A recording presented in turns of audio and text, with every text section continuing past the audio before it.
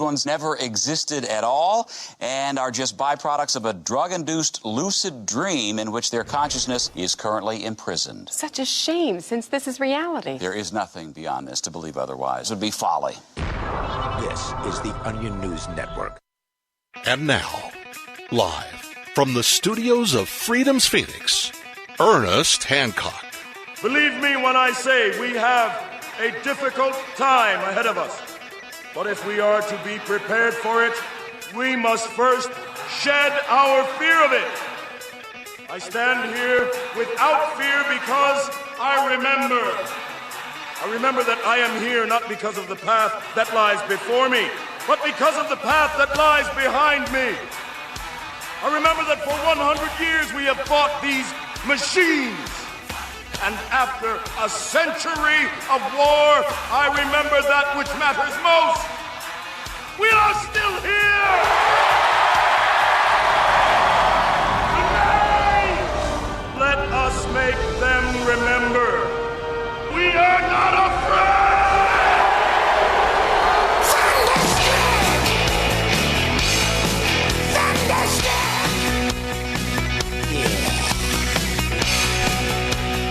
Yeah, undefeated here, and declare your independence to me, Ernest Hancock, here in Phoenix, Arizona, from the BEAU default studios of Phoenix.com. Oh, Doc. Never mind. Whatever. I tried. All right, what we're going to do in the second and third hour, Mr. Public is going to come in, as in John Q. Public. John Q. Public is going to come in, once a year. He does this. He takes some time off of work and so on, and is a regular listener and so on. And he knows what's up. And he'd rather his identity, and I know why. It's a good reason. He's going to be talking about some good. And you don't know me.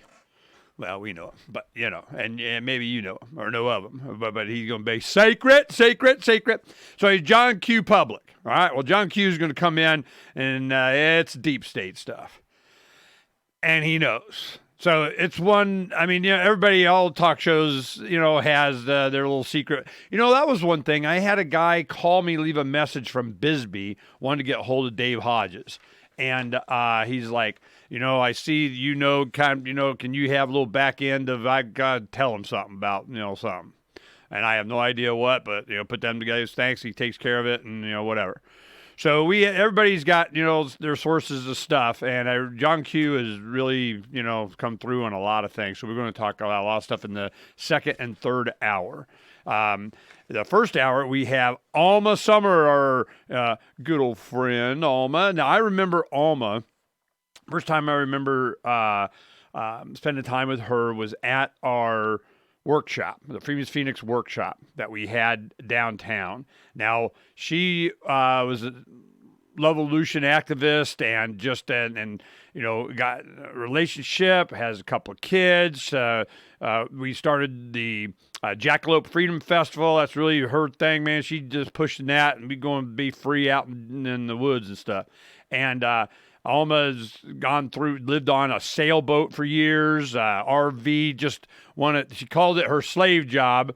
She did site selection for cell towers and so on for Verizon, and did the CAD on that, and that slave job. They want a slave job. So she's been working hard to keep her kids off the grid, and undocumented human tour with her Neo and her other baby and so on. Yeah, what's her other baby's name? I forgot. I'm sorry, Alma. What's your daughter's name? Kate. So this is it's been an interesting life, that we've documented with the audience here and a lot of friends. Of course, if you're freaking, what Facebook is, I'm sure it explodes all over there. Sorry, are you a big Facebook person still? Not big. Okay, not as big as you were. No. I'm I getting a lot of Facebooks now that, you look what somebody said or did or, yeah, I don't care. I know. Well, I like Instagram's platform better for memes and pictures and things like that. And that's mostly what people are sharing anyway. Like, I don't know, how often do you read your friends' thoughts when they just post a status update? Not that often. Well, I'm Mostly just, Instagram, isn't that Facebook? without like all the feeds. What do Like, you mean there's just not a without? I bunch mean, of it's junk in owned the by feed. Zuckerberg and it's owned by Facebook, right? Yeah, but it's just minus, there's a lot of ads still, but minus all the junk in the feeds. Like, Facebook just has so much junk in the feeds. I don't see any of my close friends' stuff, even picking my close friends to see in my feed. So, yeah, but I do get more views on my stories on Facebook than I do on Instagram. And I have, over 1,000 followers on Instagram. And I think over like 3,000 friends, or I haven't checked in a while, on Facebook. Obviously, I don't know all those people. A lot of them are just activists all over Earth as well. So it's nice to be able to connect with new people still. I just don't think that Facebook is the best platform for doing that anymore. Honestly, it's probably Tinder or something like that, even if you're not single. What?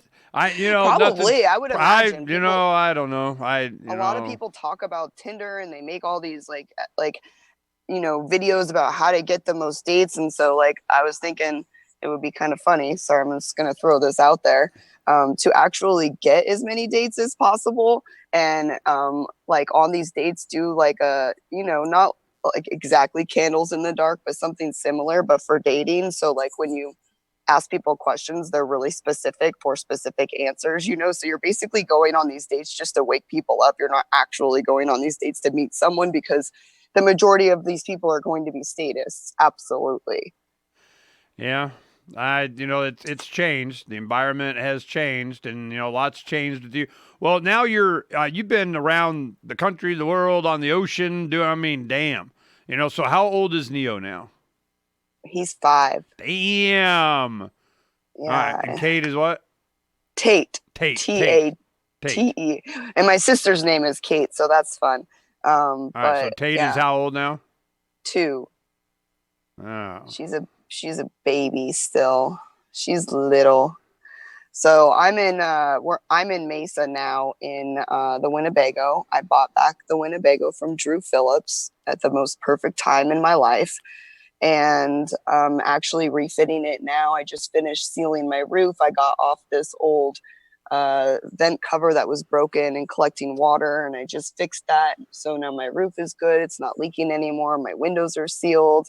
Got my propane set up. Lefty came down from Jackalope, came down from the valley and helped me set up my propane.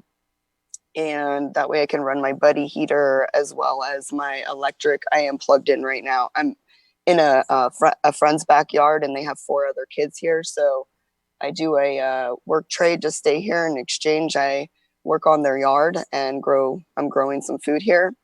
So right now I'm just really focused on helping people grow food. I've been working on Mike, Basic, and Maggie's garden for a year now since we've been back.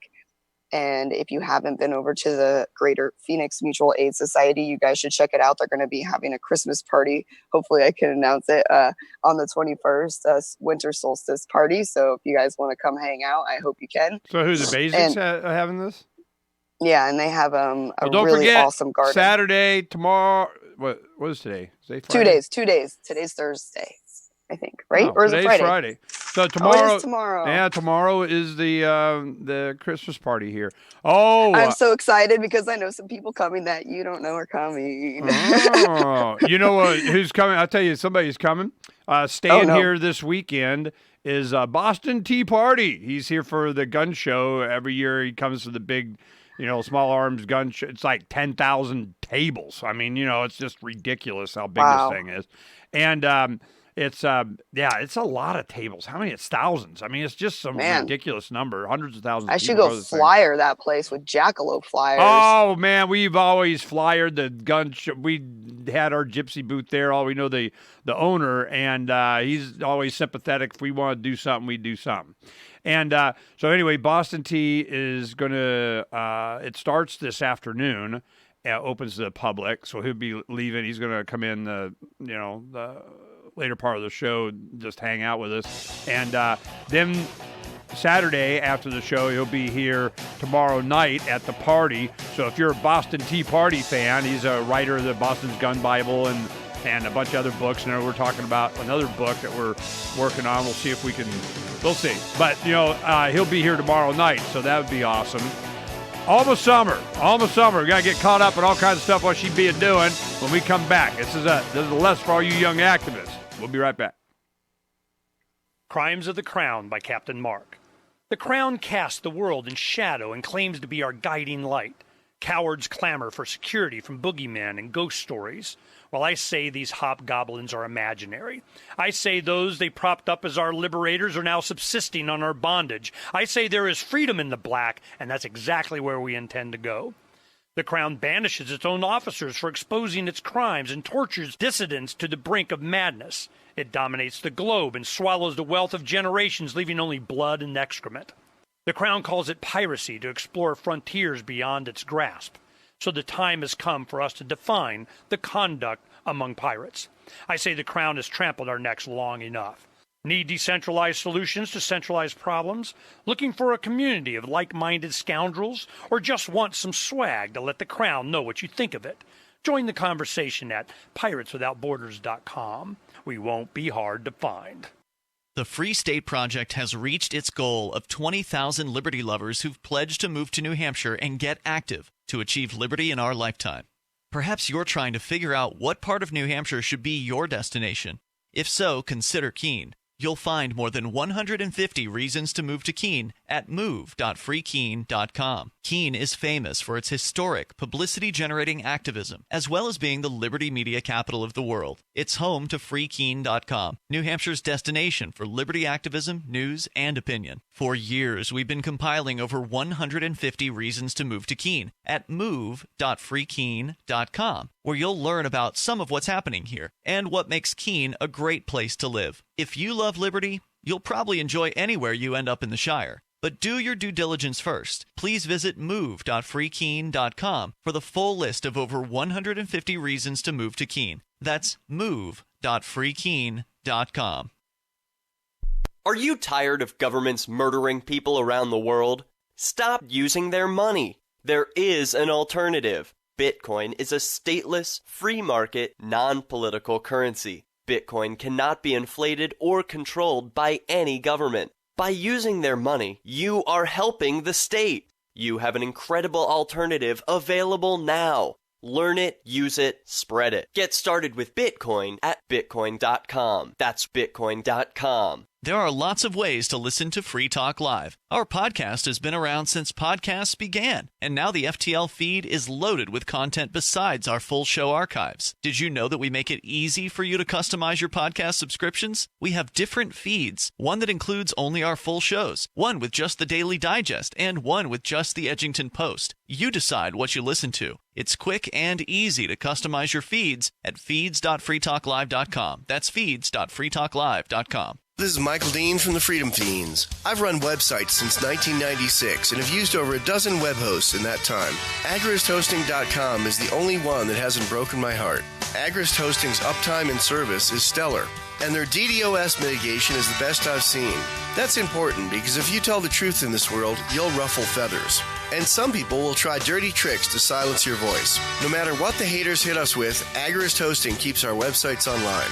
If you have a mission-critical commercial presence or a world-changing activism site, you cannot tolerate any skullduggery.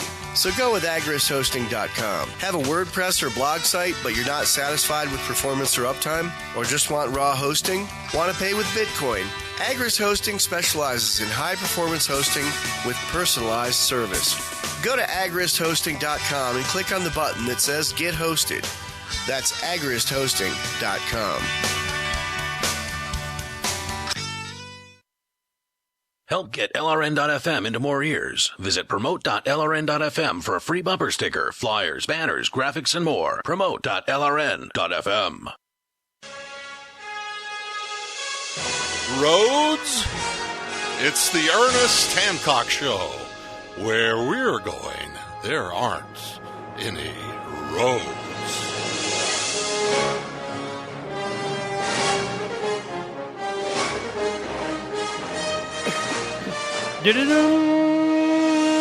Almost summer. We're getting caught up, you know, than activists from back in the day. This has been, that's 10 years. 10 years later, Alma's got a couple of kids, and everybody knows that you and Brian were like a couple doing this, but that's kind of, what's happened there. What do you want to share? I guess you could say the relationship has dissolved. That's a good way of putting it. Dissolved. And or rebuilding. Now it has to be rebuilt because we got a few years still, in this with the kids and stuff. So we'll see how things go, and hopefully they go well. And hopefully the state remains far, far away. Well, we'll get into what you're doing now and everything, but this is something that a lot of the activists, and they get really passionate once they find freedom, as a mindset and thought process and going through and everything. But and you've really, really, really stretched how far you can take that, having babies on a sailboat. I was like, what? So this is it's. I've always said you got to pace yourself. You've got to be able to. Like breathe in and out and not be too hot, too cold, too hungry, too thirsty, you got to take care of business. And with the children, that's like a thing. And and with 2 children. So it's, for me, I've always made that suggestion, and what's always been needed, and why I'm so getting adamant about this occupy my own land thing. 'Cause it's, a young couple with a couple of children. You can sit there and watch unlimited numbers of YouTube channels where they're building their own home on the lone prairie but the expense and the hesitation and the waiting and the problems is always some government agent with some clipboard and a piece of paper explaining on what you can and can't do when you can. We followed your travails around the world and what you've been doing, and just what can you tell a young Alma 10 years ago, somebody in their how old are you? Oh man, you're in your I ain't gonna say nothing, but you're not a kid anymore. What's your age range here you want to share? We are all kids if we're under 100 because we live to be 900. Okay. Yep. We've been lied to. We live in a genetically engineered society, and we have to explain this to the next generation. I'm very, very good about not letting my kids eat total crap food. So, and they're on like a basically no sugar diet as well. So, it's pretty crazy, but okay. Well, the most important thing about the kids, about Neo and Tate, is that yes, they were undocumented, and we traveled to Mexico and back 2 years ago without any government forms for our kids. I believe personally that it's their choice to decide when they get government forms, if they get government forms, which government they decide to get government forms from. And I also believe that if we were to get them a birth certificate, we're basically creating an agreement between them and the state on their behalf without their permission. So that's fraud. And so technically we are all free, and none of those documents are even valid. And when I traveled back into Mexico from the US, the biggest issue was that I first showed my driver's license, and the guy was like, oh, anybody can get one of those. And I said, anybody can wear a uniform. And he was like, I don't have to prove my citizenship, you do. And then okay, wait. So he was making the argument that a driver's license didn't do it for him? It didn't do it for him, but it is a valid document. Yeah, valid or not, I'm just, what did they want?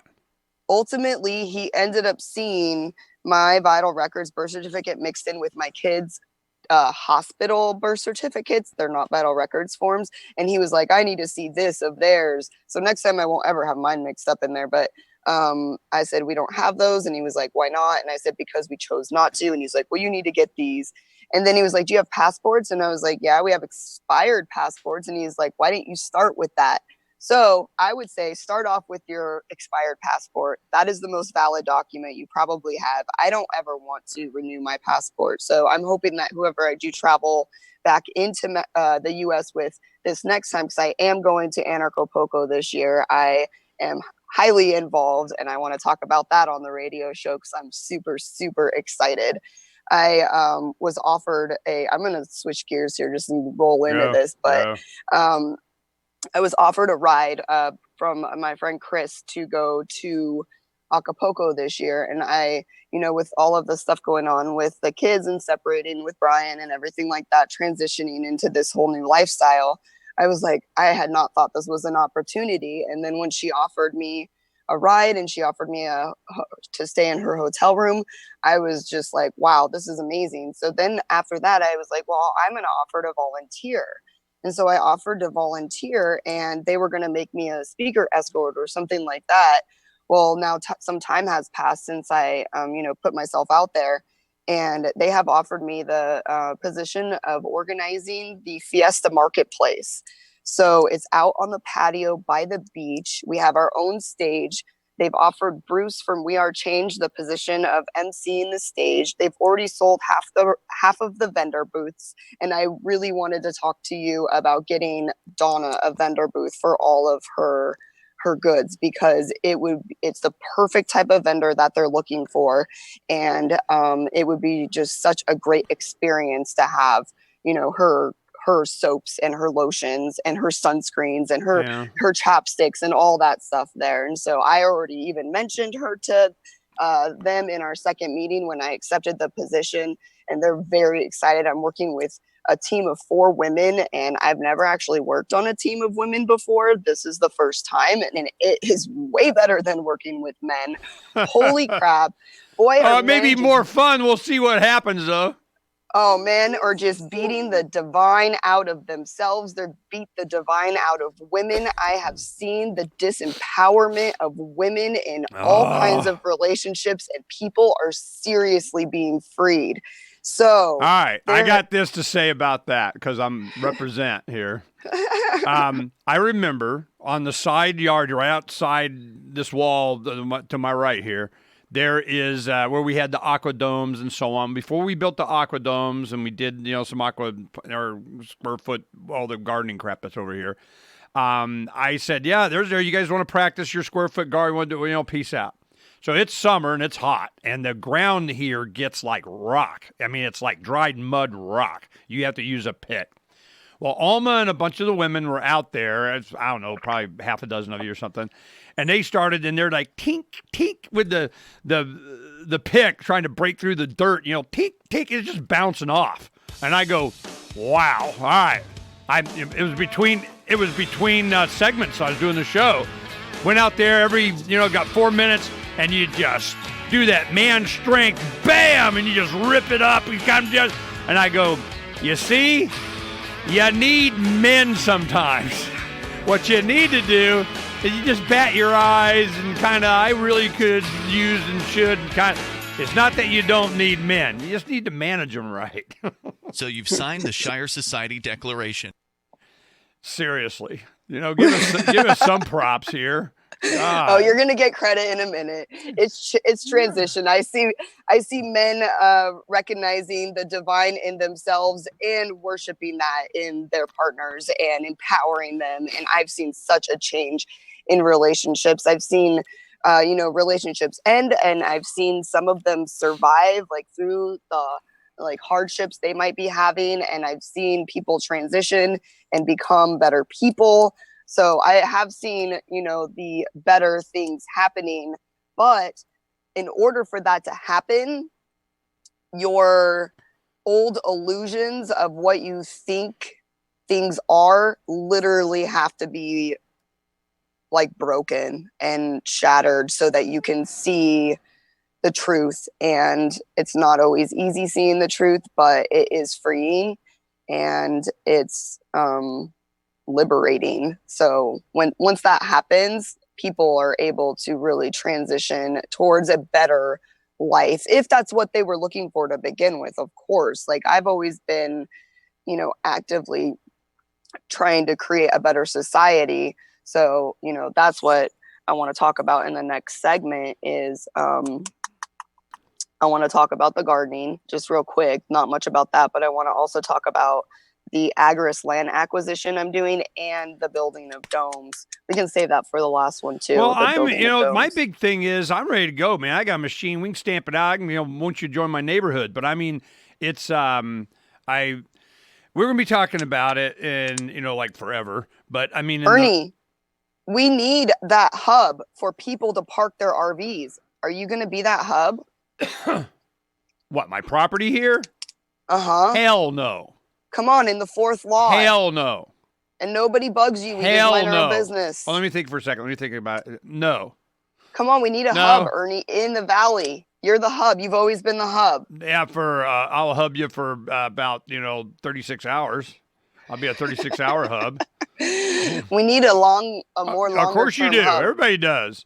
Jack and Sloan are moving here in a week, and she's pregnant. She's having, generation next.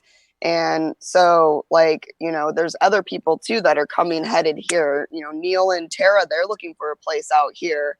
And it's just I luckily found a place. Well, this is, of course, Larkin and Amanda need a place. You guys need a place. Everybody needs a place. And what do I got here? I got, Brian hooked up, electrical that I put in the box for the miners and had kind of just to plug. Yeah, it's very convenient. It's very interesting. Very nice.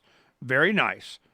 It's very nice, but not for me and Donna and all the stuff that we do. So I go, wait, this place is for, let me think for a second. Oh yeah, it's for us, So I understand and I know it's needed and I would love to do it because we go out and find a place out in Tonopah. You got water, we have electric, and God forbid you have somebody like Brian that's an electrician and you start building and we got the dome, we can rock and roll.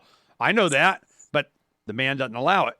And I'm going, how do we I want to know what it takes for us to just occupy land we own. And they're going, nope. So that has been a big question. We're going to be talking with Boston about it. I'm trying to, convince him that, we need just another book. I mean, he went through the IRS code. We went through the history, Boston's Gun Bible. I mean, he's, modules for man. I mean, the guy freaking can do the research. That is not the problem. But research what? And I'm going, I want to know, when did it happen that all of a sudden in America you had permission to live on your land? When did that happen? All right, the occupancy permit. LRN.FM.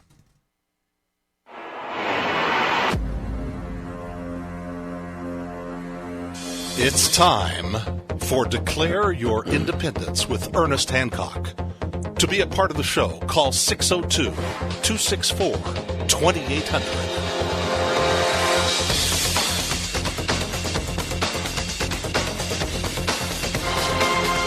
Wild, wonderful OffGrid. I've been watching a lot more YouTube in bed than the other stuff. We just started cutting everything and then going, but then just like it's YouTube, screw them. But I've different platforms, different lifestyles, and it's just a young couple. They have kids, their oldest kids, maybe, 10, and had 3 children down to, like 2 years old.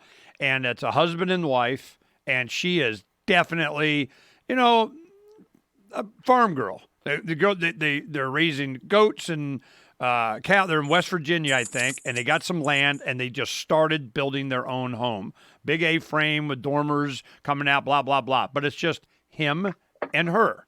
And I've been transfixed by this thing. I've been watching from the beginning, them doing their video. I'm going, wow. I really enjoy this. Wild, wonderful, OffGrid. And it's just, they did the YouTubes just to kind of keep up their family, afraid that they're all going to die or something.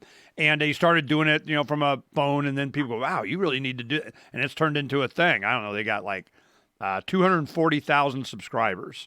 And it's just them building their home. And every step of it, while they're, doing all this stuff. So I'm going, this is awesome. And it's very inspiring. And, they're just, it's fun to watch them. And it's action-packed. They do a really good job. The problem is from the beginning, ab initio, from the beginning, how, where do you get land that you can do this stuff without the $30,000 to begin with? Oh my God, I got to pay for, are you kidding me? And it is, that has really bothered me.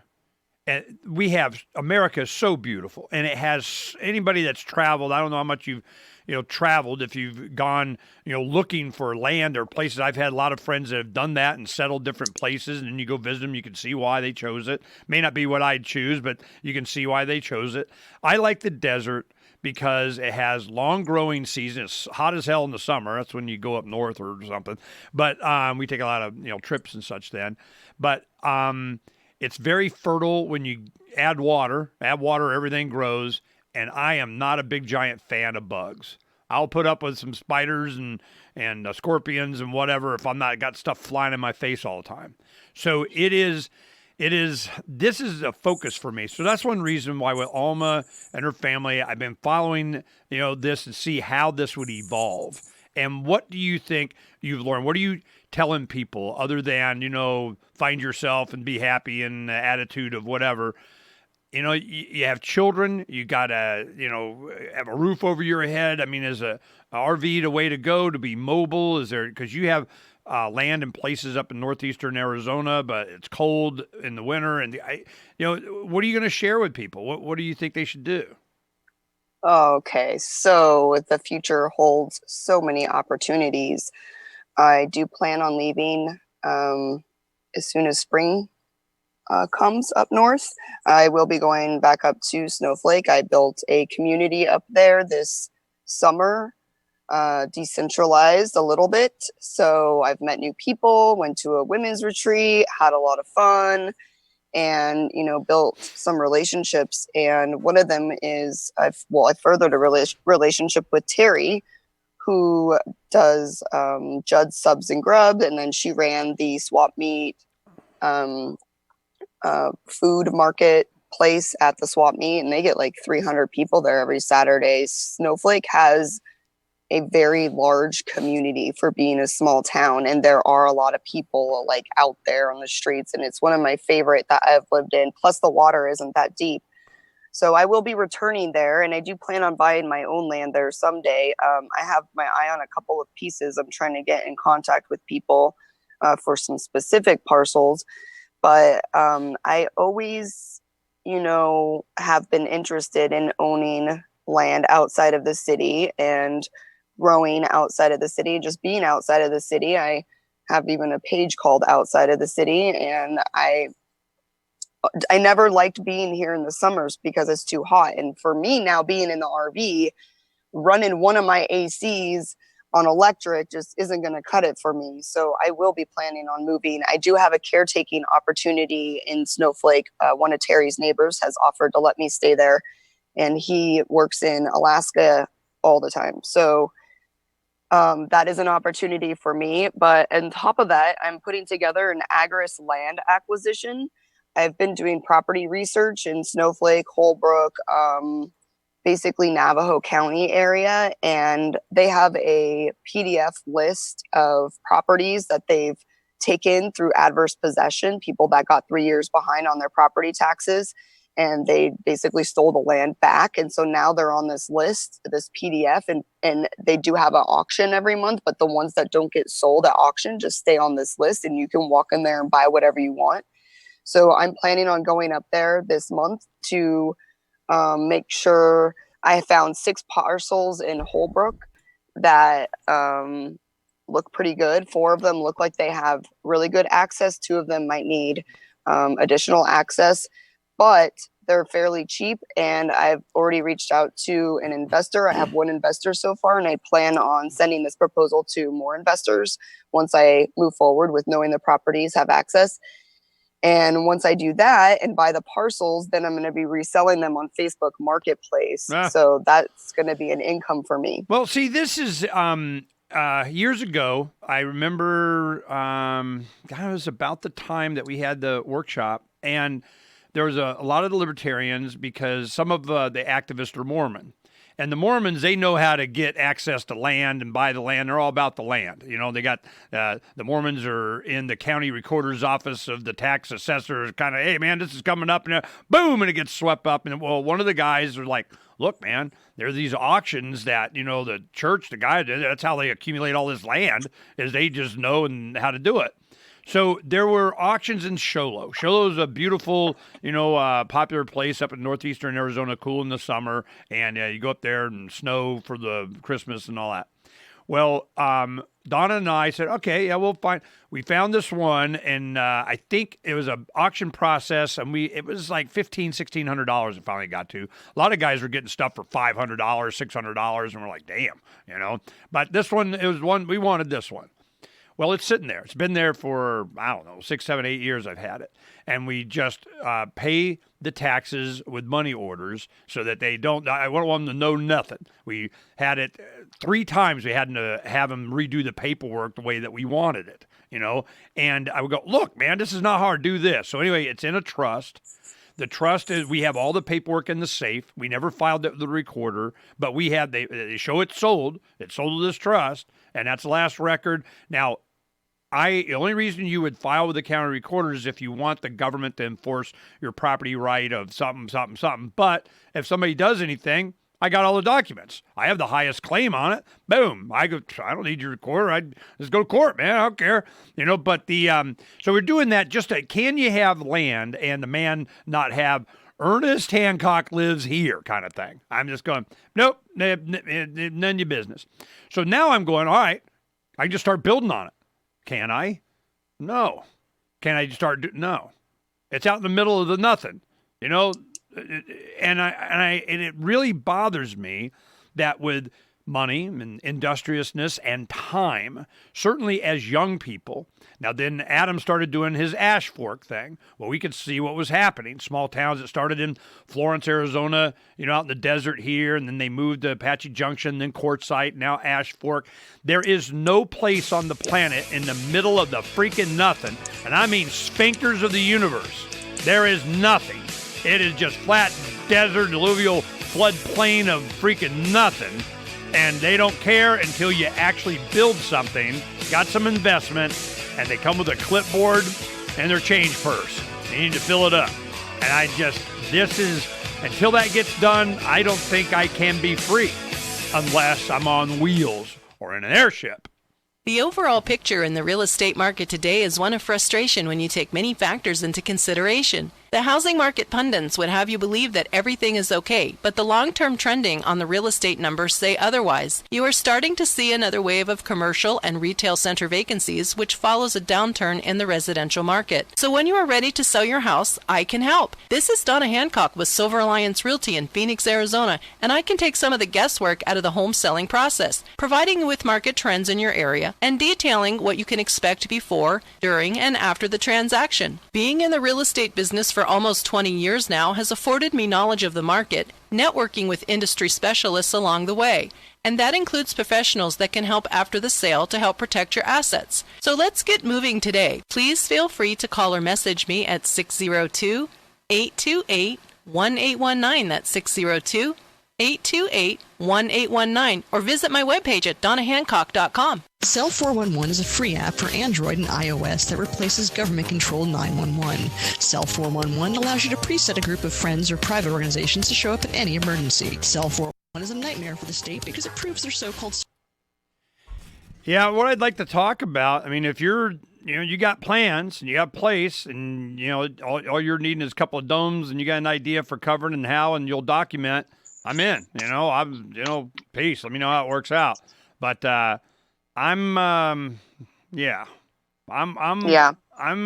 for the experiment and help and go and learn and document and whatever. But I tell you, if you're willing to make this a thing and go through the process and document and how they're going to find and forever and always and how dare you not, submit to the crown.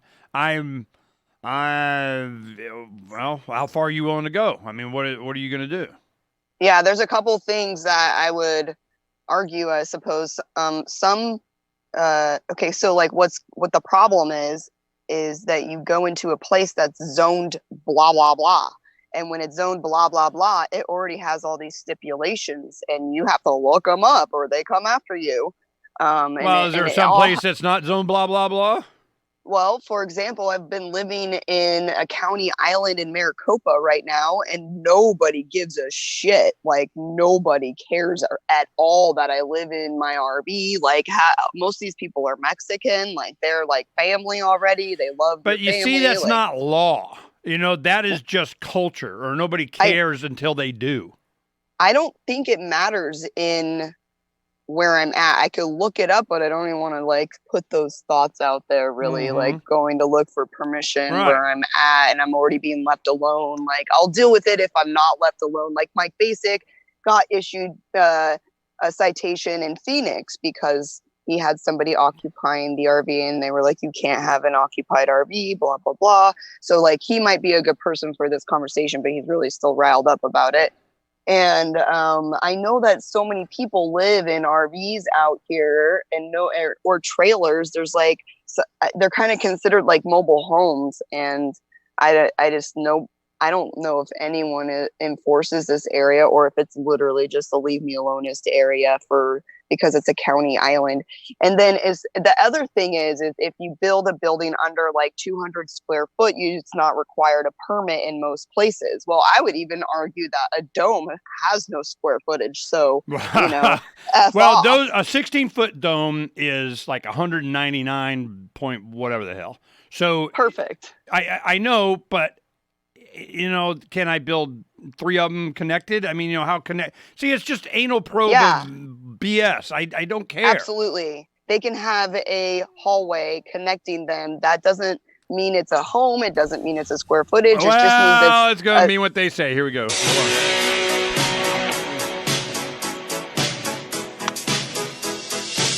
Freedom is the answer. What's the question? I want to break free. You're listening to Ernest Hancock. I want to break free. Ba-rum. Uncovering the secrets and exposing the lies. And I tell you what uncovering the secret. Let me tell you what the secret is. You're not really free. Let me tell you what the lie is. That you're free. And I'm going, okay, so this is. I'm very concerned about this. I don't like the lie. See, my thing is that if it pleases the crown, may I occupy my own land? No. Okay? Hold on. The secret is you are free. The lie is that you're a slave. It's backwards. All right. Well, let's go find out. You are free. Let's go find out. You just have to be free. Ever since I started claiming my freedom or whatever, my liberty, I have been more free. So I don't see it the opposite way, and I know that a lot of people who have interactions with the state, they definitely get defeated mindsets and negative mindsets. If you were in the military, if you went to government school, like we're literally suffering from a mental illness that is ingrained in society, like it's taught to us. So like a lot of people have victim mentality. Instead of thinking that this experience is happening for them, they think this experience is happening to them. And that will send you down the most negative path your life can ever go. See, I'm not worried about, my thing when I do, all right, this is the deal. Alma will find a spot. She'll get, okay, I got, fine. I got some domes sitting over here. I showed her to, and she was over here, I don't know, last week, whenever. And I go, here they are. I got them pre-made. 16 footers right here. This is rock and roll. I got a couple of them sitting out in the field. But the motivation is sucked right out of you, which was kind of their point. If I take and do anything with them, the investment and time and effort and dream, and then all of a sudden somebody's going to come squish it, and that dream cost you, and you got to have in the permit of. And I'm going, this is weird. Because my generation, there were terms like your home is your castle and the freedom in America and, salute the whatever the hell. And I'm going, it's just weird that I'm going, this needs to be challenged. And I'm willing to help do it. I mean, I got, I got so much I can do. I got, 15 gazillion other things to do. But I am willing to have, here's the frame. I'll come help you build it. We'll put it up and we'll follow it through. We'll go through. We'll get Mark Stevens involved, and he'll ask him about jurisdictions and stuff, and we'll make a big deal out of it. And they go, aha, see, you lose, we win, we rule you. And I go, okay, but I made him say it. I want us to understand, what we're in. I need that understanding. So because only then can you start to pull your way out of it, that you can find out why and how it happened. I'm going, how did it happen that in America, even out in the Lone Prairie freaking desert of, the Bundy Ranch kind of stuff. I mean, this was, I went by there when we went to the Red Pill up northeast of Las Vegas, and I'm going, wow, this is what they were complaining about. This is what they wanted. Freaking kidding me. I need to have this understood. And if you're willing to work with it and you want to make this challenge, I'll help. And we'll sit there and watch, and Alma and the little children of the bad man from the blah, blah, blah is going to explain it to them. Okay, let's do it. Waiting on you now. Yeah, I know that a lot of people in Snowflake build without permits. They're being left alone. So Terry is offered her property, and I want to build. Yeah, well, I am really good at diffusing situations with authority figures. I've actually, I don't know. I just maybe it's something. Waiting on you now. Something that's happening. I'm waiting on us to know now. I'm not going to go build up in the snow, I'm but I'm gonna this spring. I'll be going up north as soon as I can, as soon as the snow's You done. got a community up there, and they want to do. do this kind of stuff. I will provide the domes just so, and I have some, done, ready. You see them. I mean, I'm rock and roll. Yeah. Because it's the covering. Terry's down. Pardon me? Yeah. We're going to, so my thought process on the dome building is a rock foundation built up because, weather and stuff, rain, snow, ice, that sort of thing. And then basically put the dome and anchor it down in the foundation, and then maybe some more like rocks, and then cob it with or put the chicken wire over it and then cob it. And then I've been talking to Kyron. I don't know if you know Kyron. No. He's an agorist. He's into alternative building, and we just been talking about different finishes. So we could do lime plasters, or there's all sorts of different things. There's a lot of things. choose. And we just spent time, Bob Anderson and I, up at Jay Noon's working on his dome. He has it's a nice big home. I mean, God, this thing is thousands and thousands of square feet. It's just 2-story, 3-story. I mean, it's huge.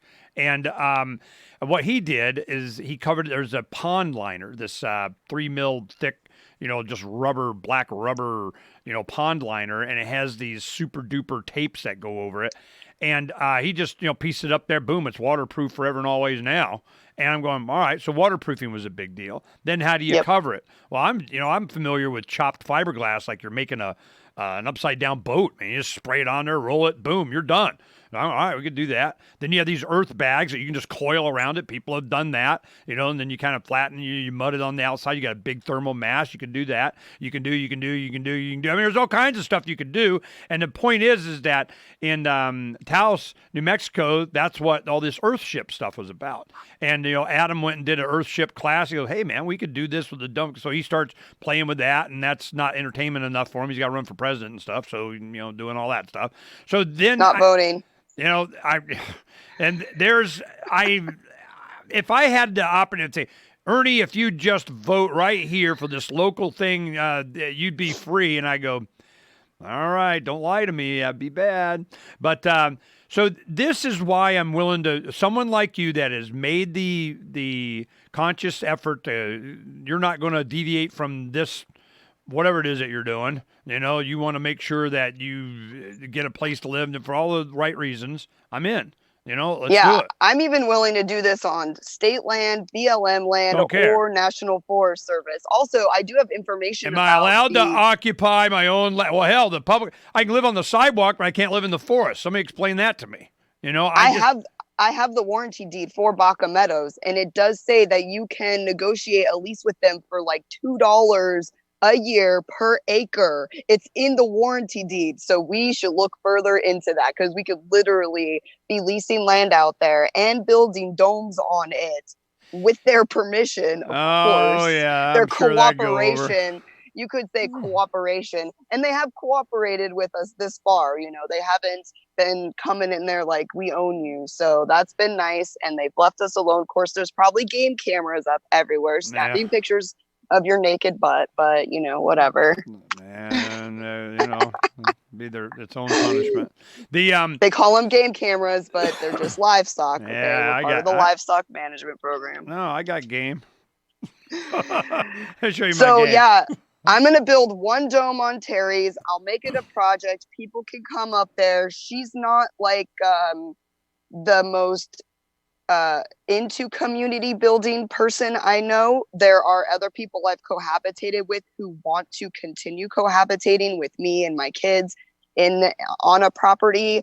I discuss this with them all of the time, and so we're looking for things like that.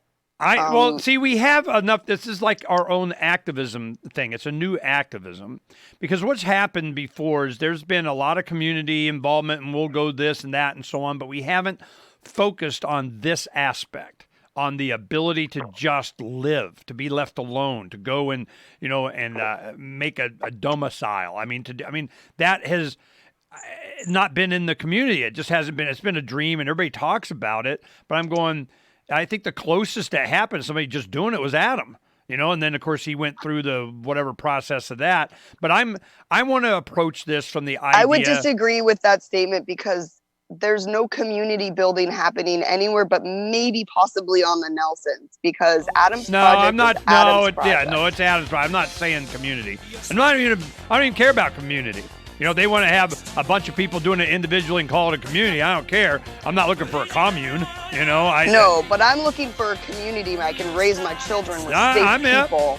But you can't have a community without individuals like living there. You know. Yeah, and conflict resolution. I don't want an opportunity for conflict. I'm not conflicting. I'm on my own or whatever. We'll talk about it.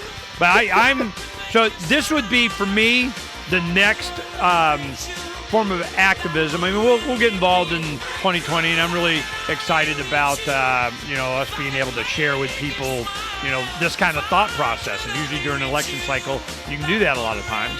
So there's going to be another wave of something, and we need to find out. I want to do this. And if Alma's willing to help, I'm willing to help her. We'll be right back. The Onion looks back. There we go. Is that it? Yeah. So my ultimate goal is to have a property with 3 domes and all of the materials there to build a Zeppelin. Build a what? A Zeppelin. An airship. Well, that's gonna. I tell you, the big thing, for me to build have electricity, a place to be, comfortable, and you use that to design it. Because we got a lot of coders, we got a lot of designers, we got a lot of video makers, we got a lot of this talent that we just be out there and we're like, look. You want to build it? Well, first we've got to design it. Yeah, we just designed it. There we go. Joan told me there's a place that accepts donations for elk hides, and I believe we could get in on this donations of elk hides so that we could build it out of animal skin. Oh, yeah, that's light. Now, oh God, man, you guys are killing me. I think you take the fur off, okay? I don't think the fur's on the animal skin when you make a Zeppelin. Well, rather than using anything I'm from telling you, focus. My focus is this. Focus. The focus is you have a piece of land. 1/4 acre, 10 acre, I don't care. A piece of land that, this is where you can dwell and build and live and whatever the hell you want to call it. Oh, it's not dwell and occupy. And I don't give a crap. I sleep here for like ever and I'm not hauled off. I mean, how complicated is this? So you find a place and we start building. And what I get out of it is also the building concepts, building techniques, just having some fun. We learn some stuff. We get it, and this works better than that. And then the inevitable, I'm sorry, John Q. Public, you're not allowed. And I go, Oh, okay, really? I'm not allowed. All right, why am I not allowed? Well, because you're not allowed. So I'm going, okay, I want to go through that process, and then we'll challenge it. It's going to be, there needs to be a challenge. I want it challenged. I want to understand. I want to make part of the record. I've done this before, mostly with Second Amendment and election law stuff, and to where we have it explained that this is what the case law is, the Anti-Federalist said, and this was the promise, and this and this and this and this, and legislation changed. But I need to get the origin backstory. So I got Mark Stevens. I offered him. I said, look, for $200, just to give me the origination story of where this occupation thing started. I just need to know when and how that started. Where the hell did that come from? You find that. The beginnings of that. I'm sure it's the progressive era or something, and it's a technique. There's some mechanism that they use. You want to take over a country, certainly America, the first thing you got to do is you got to get them off their land, or it's not theirs, or permission slip from the crown, and then the income tax, and this, something. I mean, it's a method. It's like you can see it happening. It's all this Soros stuff and social justice warrior and we're not arresting shoplifters in California. Or so. I mean, there's all these little things that they put in, and this is how you destroy a society or take it over or get it out of there, something. And I'm going, all they have to do is offer to take care of your poop and your trash, and they got you. Yeah, see, they make you. They got you. And, you're taking care of my poop. Thank you, government. Well, I need to have this understood. They'll go back and they'll do like what you're doing. Well, you got to, carry forward the patent and alluvial title of the blah, blah, blah, blah, blah, blah, blah. And I'm going, yeah. Why did we have that to begin with? When did that happen? Nobody even checks. Nobody ever asks why anymore. I'm going, look, you want to get it back to something. I want to know why we left it. Who made that argument? What was the outcry of America where they go, please give us permission to live on? What? When did this happen?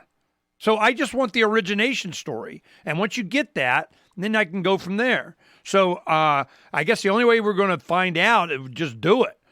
So if you're willing to do it, and we're going to sacrifice, I sacrifice a few $1,000s, and you sacrifice 3 to 6 months of whatever, and you want to just keep going, and they're gonna give you a cease and desist, and you're violating a court order, and you're going to jail for building a home for your family. And I mean, you got to make decisions. This is where they're going to leave us alone. Yeah. Well, we're going to find out.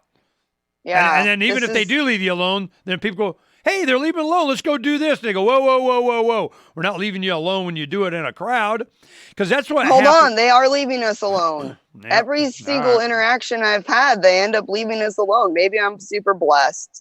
God is watching over me or something. No, they're just, oh my God, just to shut her up. We'll just go over here, man. Yeah, it's like, right? Stop her from talking. I know.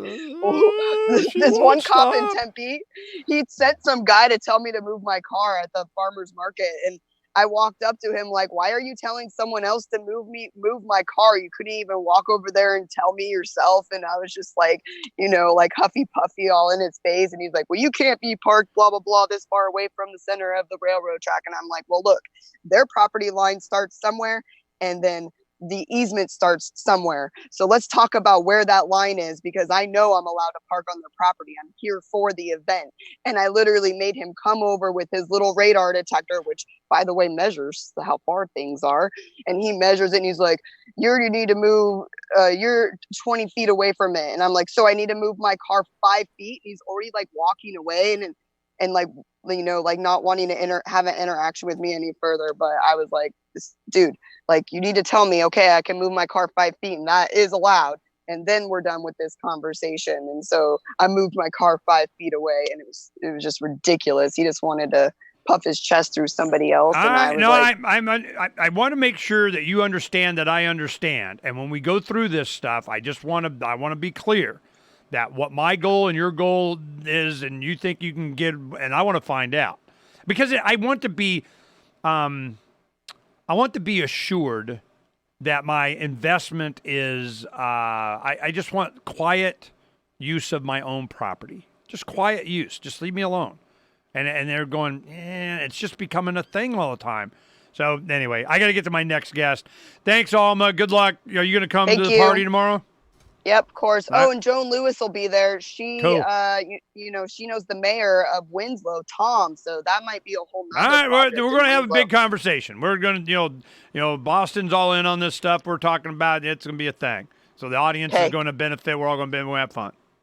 All right, bye. Bye. Is a drastic change in gun control, mental health care, school security, media coverage, violent entertainment, the fragility of the human condition, and really so many other things we probably haven't even thought of yet. Jesus. The Randolph Center for Public Health and Safety also released a statement saying, quote, if you look at statistics regarding gun violence in the United States, you'll see the recent shooting is a clear cry for any thing at all to please be different. In Washington, lawmakers have reached a bipartisan agreement that the U.S. desperately needs tighter firearm restrictions or looser firearm restrictions or, honestly, whatever option just makes these things stop. Do that one. This is the Onion News Network. And now, live from the studios of Freedom's Phoenix, Ernest Hancock. Believe me when I say we have a difficult time ahead of us. But if we are to be prepared for it, we must first shed our fear of it. I stand here without fear because I remember that I am here not because of the path that lies before me, but because of the path that lies behind me. I remember that for 100 years we have fought these machines. And after a century of war, I remember that which matters most. We are still here! Today, let us make them remember. We are not afraid!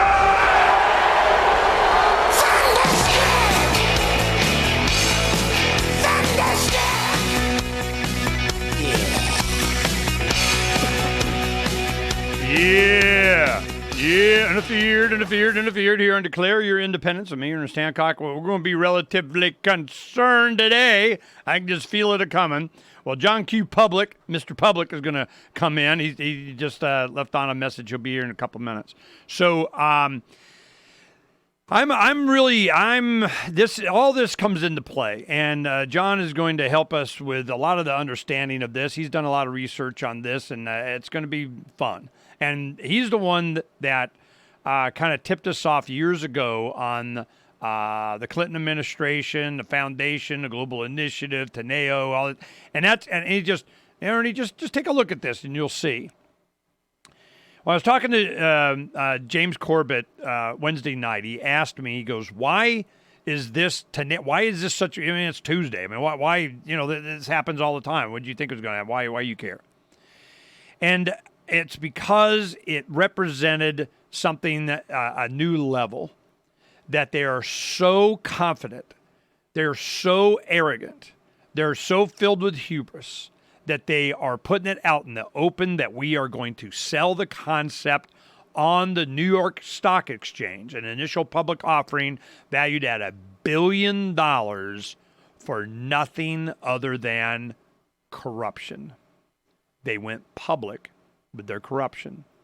And this, you've seen it, the interviews and in the eyes and the statements of George Soros is just, I mean, he keeps coming up all the time, but I'm just like, damn. And he goes, yeah? And what are you going to do about it? I remember that conversation with a bureaucrat. He was the national director of the National Trade Data Bank, blah, blah, blah. It was all part of this Omnibus Trade Competitiveness Act thing. And I went in the winter of 89, I think it was. And Donna and I were back visiting her family for Christmas in Pennsylvania, and her younger brother, that's now a vice president in charge of whatever the hell over at Moody's, in Manhattan. And he was still in college, his senior year at Penn State. And he went with me, just kind of, let's go, do you want to see how it really works? Let's go see how it really works. So we go there, and we had some meetings scheduled, and I went in Senator DeConcini's office, and between Christmas and New Year's, and you're using their fax machine coming from a senator's office, they say, yes, and boss, how high? It was amazing what I was able to get away with, and the meetings I got. And to go in there, and I had all my documentation. I go, the law is here. This is what it says, what we're supposed to do. We're here to claim access to this information. I found you. Boom. There it is. I want it. And his aide was nervous as hell. He knew, man, they got caught with their hands in a cookie jar or something. He was definitely wanting to be my buddy. But the head guy, he's a made guy. The Jack Cremines, I think was his name.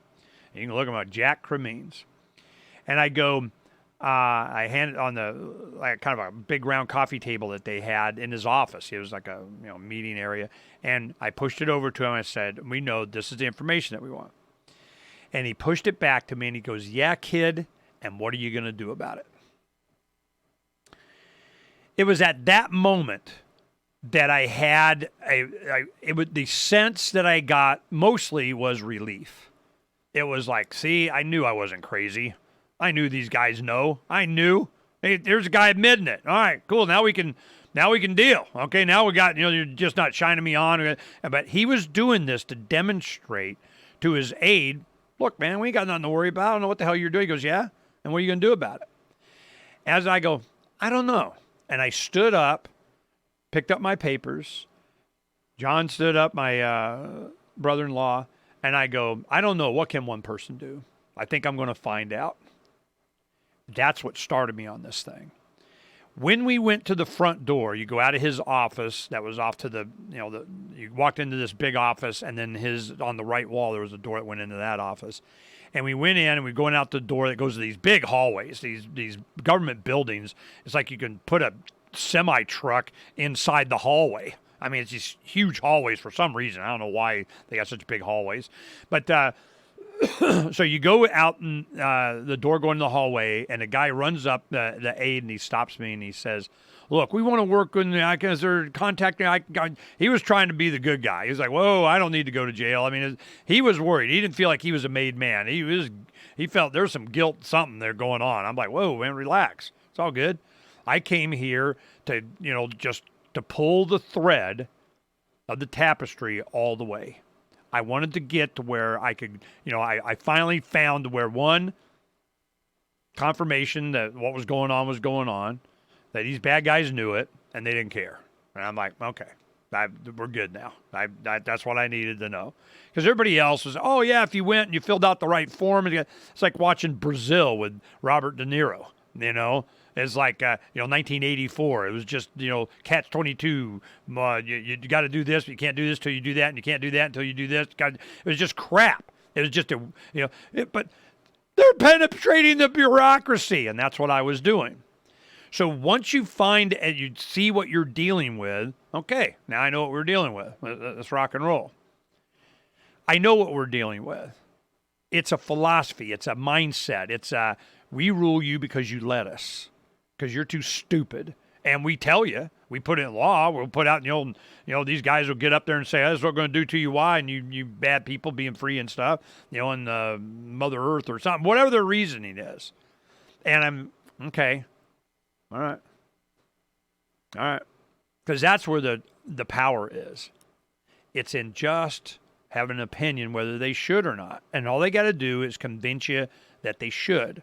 And when they get control of government education and they have your children's minds, and then they grow up and they pump them full of whatever, and everybody's not even sure if they're a boy or a girl or not, I'm going, wow. And they normalize that. What's normal? I'm proud of my transgender kid, which is fine. I'm not. But making decisions of their sex when they're 7, there's something. Am I the only one that see? No, of course not. How bad does it have to? How far can it be pushed before you push back? Well, where do you push back? Why do you push back? They're doing, they, them, those, are doing everything they can to try and get us from being autonomous, independent, on our own land, productive, not dependent. When you're independent, declare your independence. What does that mean? I declare my independence to where I'm independent. I'm not dependent. Okay. Am I allowed to do that? No. We're a village. Gosh darn it. The collective may have built your business of whatever the heck. It's an attitude. It's a mindset. So John's in, yay. So this is where I'm going. We'll hit the break in a minute, and then we'll start off with Mr. Public over here, as in John Q. Public. You're Mr. Public now. So what we're going to do is we'll delve into this in a much more intellectual and deeper realm, and I think John here is going to help us. I look forward to this once a year. He'll come in. We'll spend a day. We'll yak it. Boston Tea Party's here. You might want to come sit in. He's got some, and I got some stuff to talk about. I'll get you all caught up on the break. This is going to be good. But so this is my goal. For this, we have people like Alma. They want to live the life and be just leave me aloneism and free of but they run up against, you're young, you're enthusiastic, you got a lot of energy in you. There's material technology is getting to where it's cheap to power yourself. It's cheap to compost toilet, freaking rainwater. I mean, there's all in the desert. You can collect enough water to live on, but you're not allowed. From the third letter of Captain Mark. The Crown's observation conditions us to be dishonest with ourselves. Therefore, constant surveillance produces a society of constant deception. Honest communication is the seed of civilized conduct. To deny us this seed is to deny us its fruits. But the Crown's primary objective is to stifle free thought itself, to make its subjects incapable of dissent. Seasoned pirates have always encrypted messages and codes and ciphers, so intercepted transmissions were incomprehensible. But today the Crown possesses advanced tools of pattern recognition that document, profile, and predict our every move. Today, piracy requires hailing frequencies completely invisible to the Crown. We are tired of poltergeists in the static.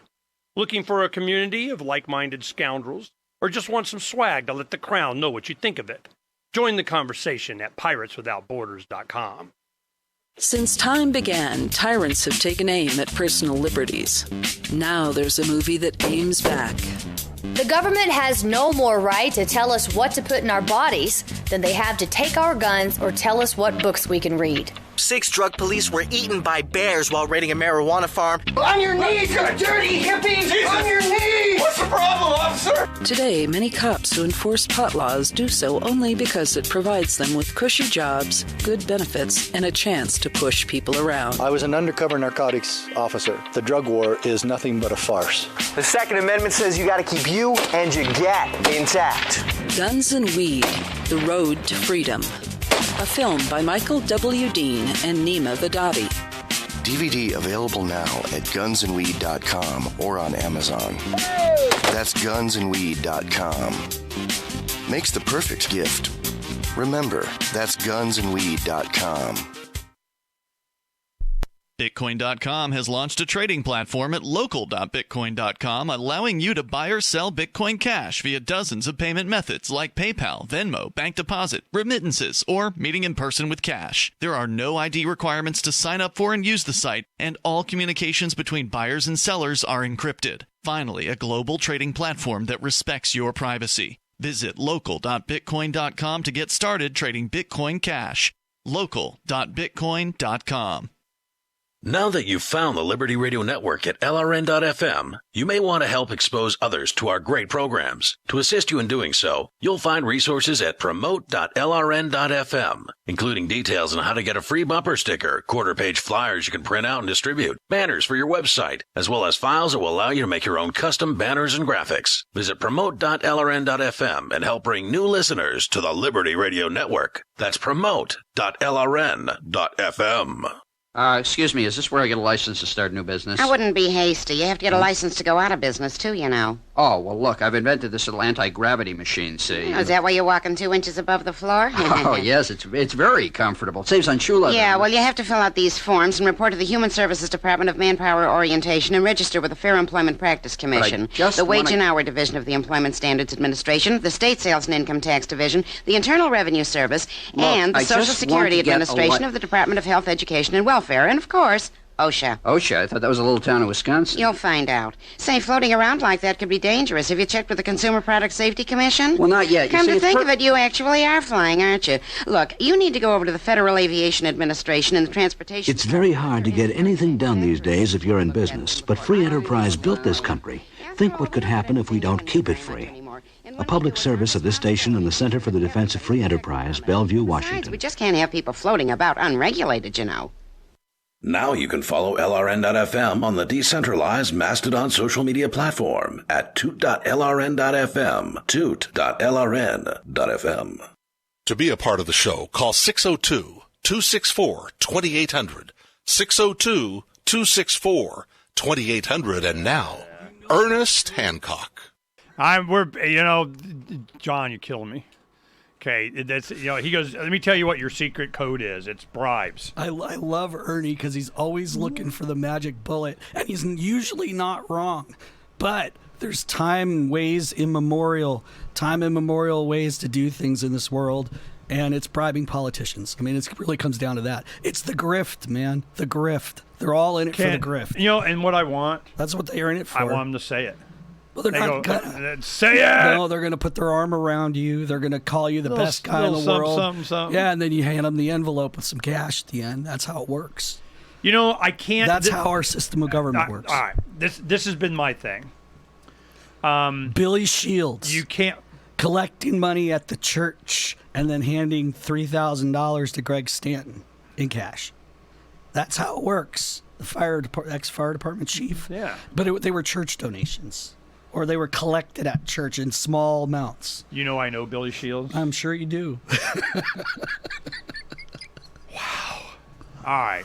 Let me give you... By the way, that was in the Arizona Republic, so it's not defamation. Anyway, this is what happened. When I first started doing a lot of this stuff, when ASCAM broke...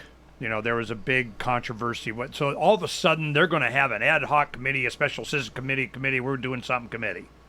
And they created this thing at the Arizona I forgot all about this till you said his name.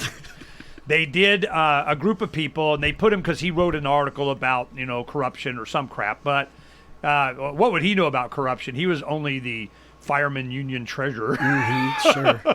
So I went and testified on election law stuff. I forgot all about this. I go in and I can see what's going on. Who we BSing? This is just a show thing. It's this, and this. Billy calls me and he says, God, man, you're the man. They start. See? They put their arm around you. Absolutely. They tell you they're the best guy in the world. They'll give me a job. They want to take you You for look lunch. like you need to be a fireman. Yeah, they want to hire you. And then the threats start after that. Yeah, no, this is what happened. They had me go down to a fire station to lift with the firemen. We're lifting weights, we're talking, we're yakking and everything. Come find out this guy's like the big boy. He's a treasurer of the union. You don't get much higher than that, So, okay, and he's like, and it was Democrats. Now, like 10 years later, there was an initiative that eliminated the Arizona income tax. You remember those guys did that? And we would deliver pizzas. Our pizza restaurant, my drivers, a lot of them were libertarians, and they were delivering to the firemen union guys that were the opposition to that initiative. And they would just chat them up and talk. They tell them everything. Give them a pizza man, pizza driver. What do we do? Tell them everything. People love to talk. Yeah, Remember the golf that. caddy, the valet at the country club. Love to talk. We had all kinds of contacts, man. We were learning all the kind of stuff. So we're like, what the heck? I even saved it was a big check too. It was $100-something, and I didn't cash it for a long time. I just had it from them buying pizza from me, and I just put it in a little front like. So what happened 10 years previous to that, and then we had, they got that taken. It was on the ballot, had the signatures, and they had it removed. Oh, it's got multiple issues in it. Not allowed to do that. And I could see that was a poison pill. They knew it was going to pass. They had the people behind it. So they had a group give a chunk of money if they would include in this elimination of the state income tax that all congressional candidates had to sign whether they were going to eliminate the national income tax or not. So it was multiple issue. Yep. And John it was Buttrick, a poison pill. They put a poison in pill from the beginning. In the beginning. And and John Buttrick warned him. He goes, "Look, you can't do no one listened because it's a great idea, and everybody wanted it." Because they them those they sneak their way in. You know how this works. A lot of people they don't know. I'm looking around going, look, they're doing this on purpose. They're not helping you. It's like the legislators come to our vaccine education summit thing. They want to find a parade to jump in front of, and they're going to. I told them. They were sitting there going, Traders first. I just want you guys to know, you play this game, you know what, Ernie? you do it. You're my new best friend. I'm going to get some. You know what? Scam seems so quaint and cute these days. I know. Because today it's an open air bazaar of corruption. It's Scam every second of every day. The Scam broke because it was like this. This is what the Teneo thing. I did a thing. Did you hear my thing with Corbett? I didn't. You know, Corbett looked at it when he didn't really do the research I was hoping he would do, because he was like going, Ernie, why do you care? It's Spectre.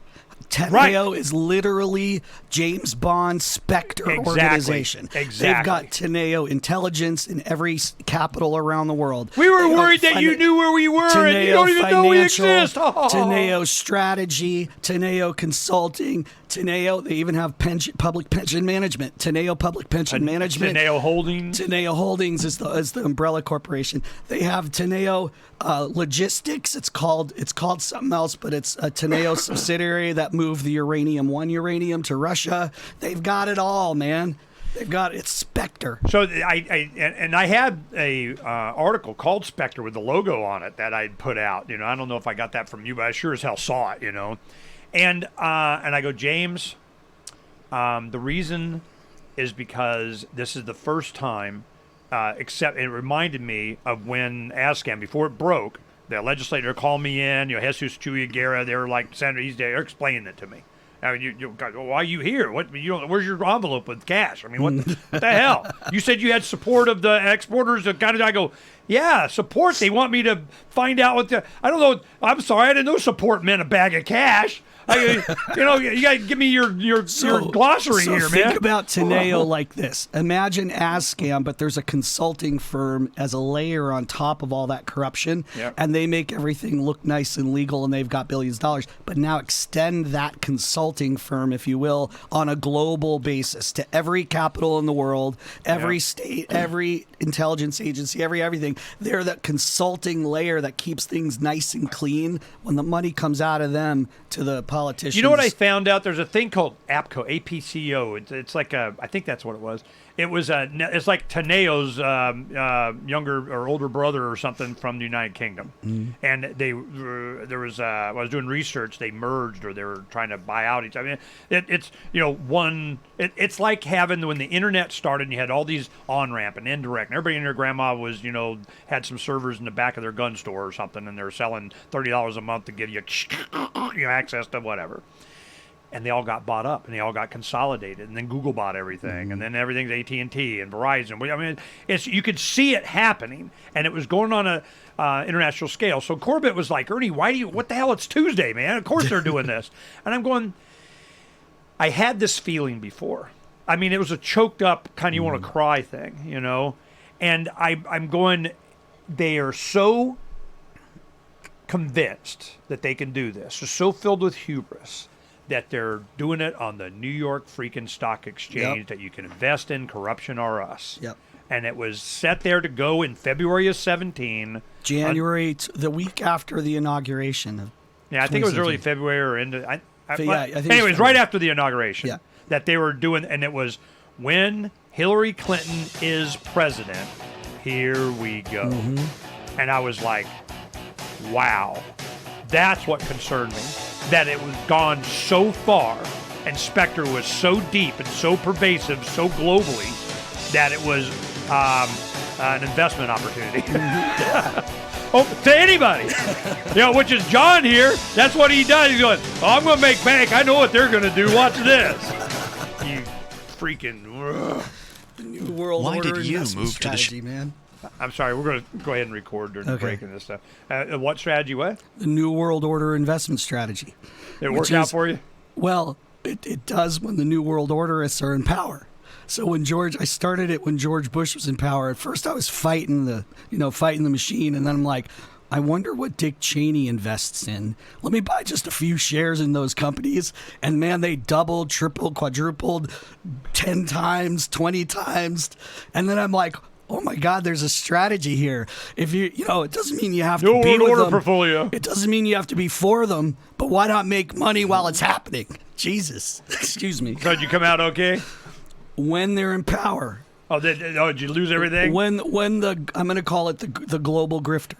Well, did you take it out before it took a dump? I didn't. I pared it down, but I didn't take it out. So did you get some profit? So I have a twofold strategy: the New World Order strategy and the Libertarian strategy, right? Mm-hmm. Which is, I hope I lose.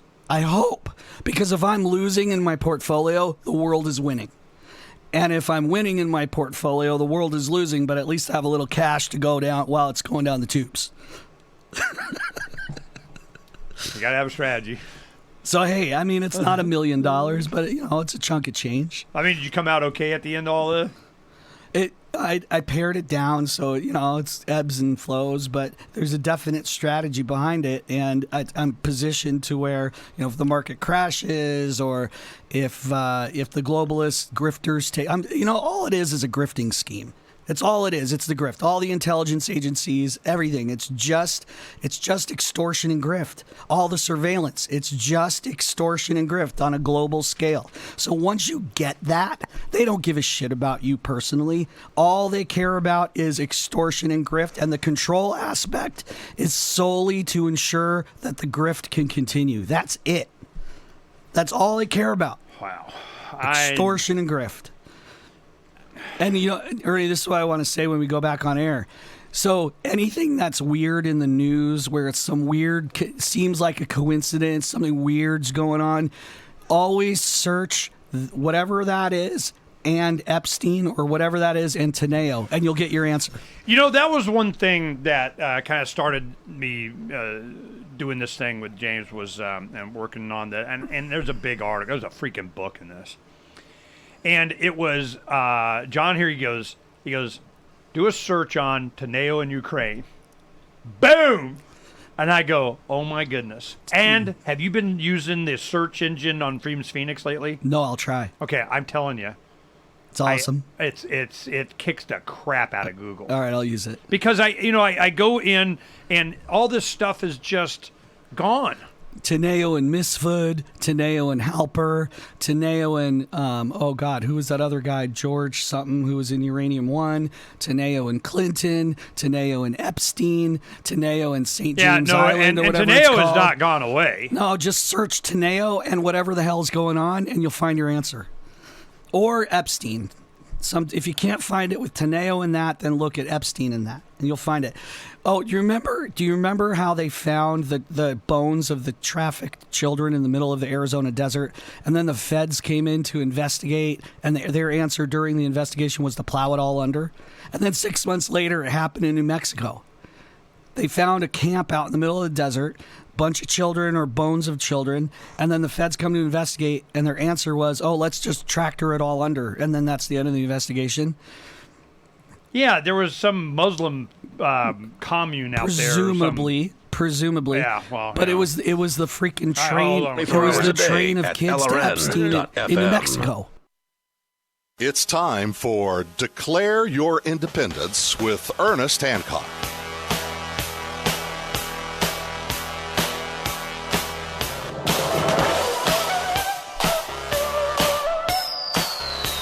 Oh, we're going to drop a bomb on you. There goes the bomb. All right, this is one thing I want to do.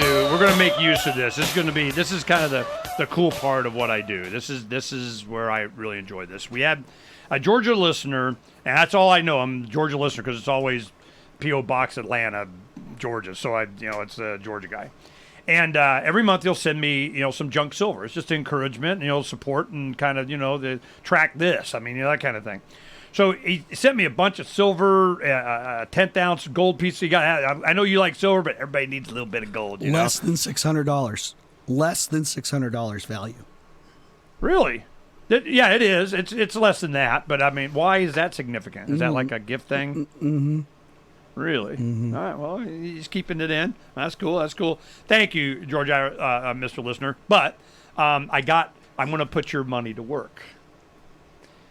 I'm trying to convince, and he hadn't said hell no yet. Last night I was talking to Boston, and he's like, we all got other stuff to do, but this is the kind of research that he does.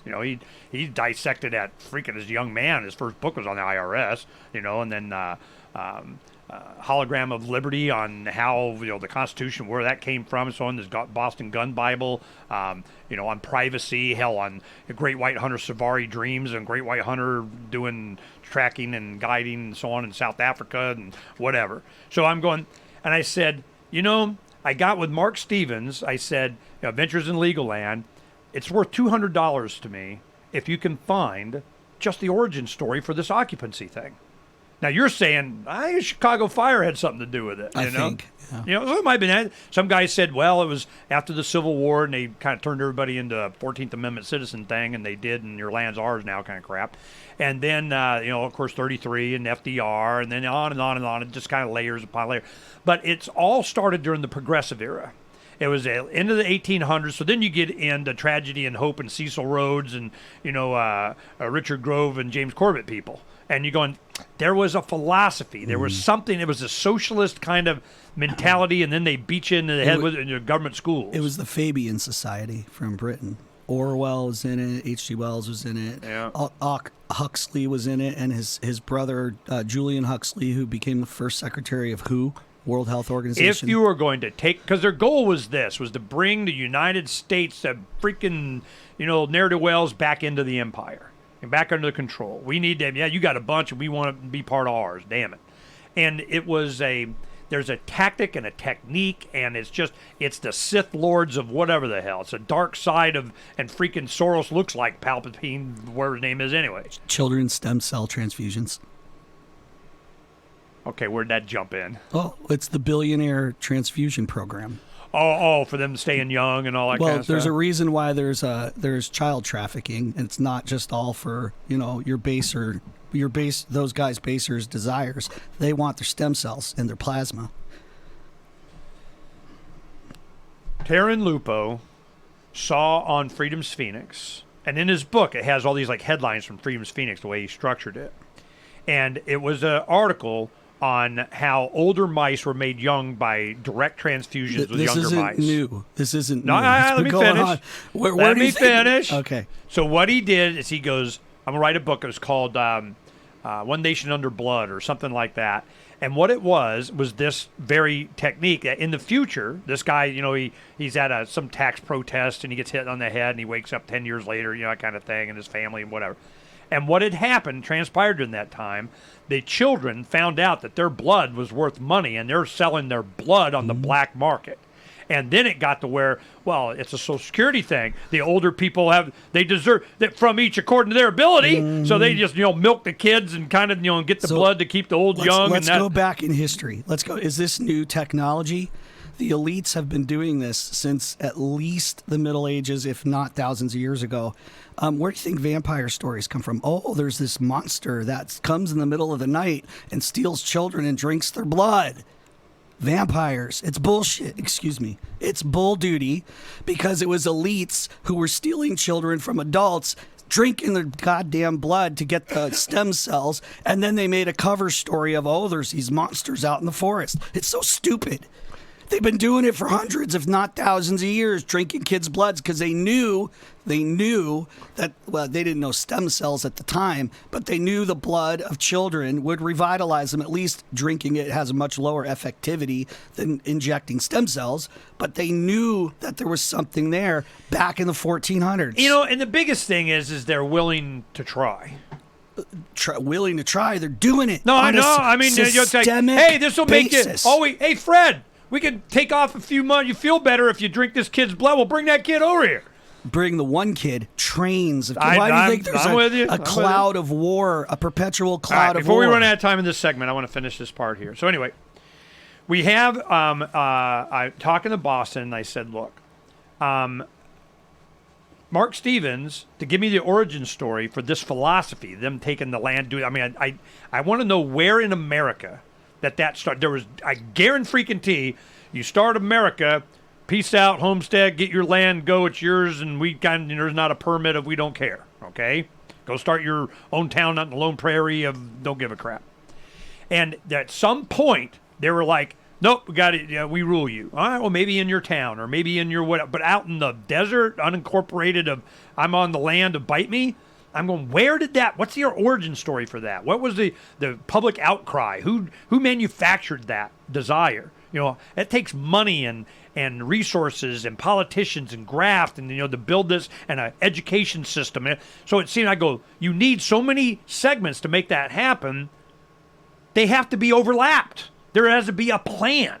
There was something. So I'm going, yeah, everybody's researched a bunch of stuff. I want that one. I can't just go out in the freaking desert out here. What do you care? So they do. Why? So I go, and he goes, $200. Woo, yeah, that's like some money. I said, yeah, if Mark Stevens give me the origin. Go and research and find in the, you know, microfiche of a newspaper or something, right? So I'm going, okay. So then I said, well, I tell you what, this is a great idea. I just got from a contributor in, you know, Georgia. So I'm going to put the Georgia listener, here you go. This is how it works. I've done this before, different people, you know, it's awesome whenever I see these opportunities. There was $150 cash in here and, you know, a bunch of silver. And so I said, yeah, it's like $200. I said, I tell you what, this is a contract between me and you, Boston. I'll give you this $200, you know, in silver and cash. And if you'll agree to write the book, that do the research, because he was already way down the road on it, like you going, yeah, but it was this. I go, yeah, I want the book, okay? We do this contract, take a year, 2, 3, whatever. He's thinking, yeah, within a year, I probably, I got time. And, you know, he's busy. He's 50-hour week doing whatever, but, you know, I mean, you know, what else is he going to do? Facebook? So anyway, so he goes, you do this. And he'll come in here in a little while, hopefully before the end of the show, and I'm going to try and convince him to do this. If we can take a listener's resources to put towards finding this is how it happens. And it begins. And Boston would be a perfect guy for this. I mean, you read his books. Oh, yeah, it's fantastic stuff. I mean, so you're thinking like, you know, he can tackle this one. Absolutely, he can. And he goes, and I go, we'll send you all the stuff that we got. He goes, has to be my book. It ain't no committee crap. And I go, nope, I wouldn't have it any other way. But, I mean, you might want some research help because we got the Freedom Force guys and, you know, with Youre Griffin. They've been working on it. We have some of the guys from Autonomy, from Richard Grove Tragedy and Hope thing. And they figured, I already just don't know how to do Google, man. You don't know what the hell's going on. We'll go, God, he's right, man. This is kind of, where the hell did this come from? Because when you look, like Wikipedia, they always have the history on stuff. They don't have it for this issue. Yeah. You know, it's just, you just comply. Get over it. And the biggest thing that you see on YouTubes and everything is India. There's a bunch of India YouTubes explaining about this occupancy permit and how to comply and how, because they never knew this before. This is the argument that they did to America before. Now they're thrusting in on India. Interesting. It's a tactic. It's a technique. Interesting. You see my point? It's a template. Well, the template is because these farmers in India are committing suicide because of Monsanto crap and their seeds. I mean, this is a worldwide takeover of something against individuals. And I'm going, where does it start? Because if you have your land, all right, fine, you do over there, peace out, I don't care. But what if you don't? And they got a clipboard, man, where's my money? I'm okay, let's push. Are you feeling confused about the current economic reports that dominate the headlines? Not sure if this is a good time to buy or sell your home, or feel like the process can be overwhelming and confusing? This is Donna Hancock with Silver Alliance Realty in Phoenix, Arizona, and I can take some of the guesswork out of the home buying or selling process, providing you with market trends in your area and detailing what to expect before, during, and after the process. A home is a place where the most important moments in your life happen, so making sure that you know exactly what to expect along the way helps to ensure that you have control. The future is here, so let me help you move forward with your real estate needs. Being in the real estate business for almost 20 years now has afforded me knowledge of the market, networking with industry specialists along the way. Now more than ever, you need an agent that can help you make sense of what many think is a complicated and mysterious process. Feel free to call or message me at 602-828-1819. That's 602-828-1819. or visit my webpage today at donnahancock.com. Free Talk Live. Why would they go around bombing people around the world? Doesn't that make us less safe? Oh, you know what? I guess some of these people got it coming. It's a good day to be dead if you're a terrorist search. How many of the people that the U.S. military has killed in the last decade have been terrorists? A whole bunch of them. You know what? percentage? You sound like some liberal jerk. What percentage? A lot of people I'm not a liberal, sir. Liberals support war, from what I can tell. Take a look. Obama Support looked at war when we need it. We have justifiable We need wars. You know war. what? It's people like you. Triumph when good men do nothing, you jerk. Wait a second, I'm the jerk. I'm not bombing anyone. You can feel however you feel about me, but Smedley Butler, the two-time Medal of Honor winning Marine, felt the same way. Well, you know what? Because they're headed the right way. You know what? We should have went after China. We should have chased those tricoms across that river, and we should have bombed them. We should have nuked them. We should have... You are horrible. Free Talk Live, 7 nights a week from 7 to 10 Eastern, live on the Liberty Radio Network at LRN.FM. There are basically two types of advertising, direct response and branding. Radio's great for direct response with its low cost to listener ratio, but audio can't be beat for branding, which is a longer-term endeavor. You want to be the first thing that someone thinks of when they think about your product or service. If you have a local business that you want kept top of mind in your community, station. If you need national reach, Free Talk Live's got around 200 radio stations, millions of monthly listening sessions, can suit all budgets, and if we don't think we're right for you, we'll tell you. Email me, mark@freetalklive.com. LRN.FM now has a Discord. Discord is a free text and voice chat platform, and we now have our own server with a bunch of channels at discord.lrn.fm. You can join other listeners as they chat about various things during our live shows, or anytime, day or night. Discord software is available cross-platform, so you can have it on whatever device you want and take your chats anywhere. Join our Discord at discord.lrn.fm. That's discord.lrn.fm.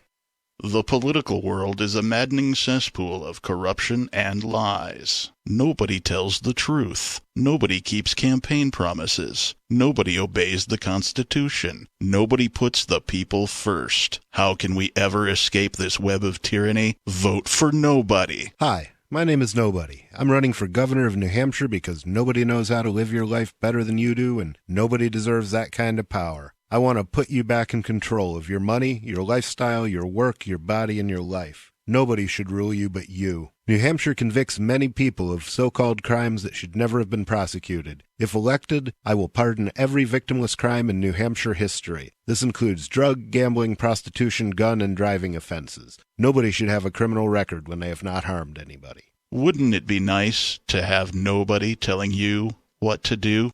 Learn more at electnobody.com. electnobody.com. You can sign up to receive the latest about the Liberty Radio Network via our email updates at updates.lrn.fm. That's updates.lrn.fm. Freedom's the answer. What's the question? You're listening to Ernest Hancock.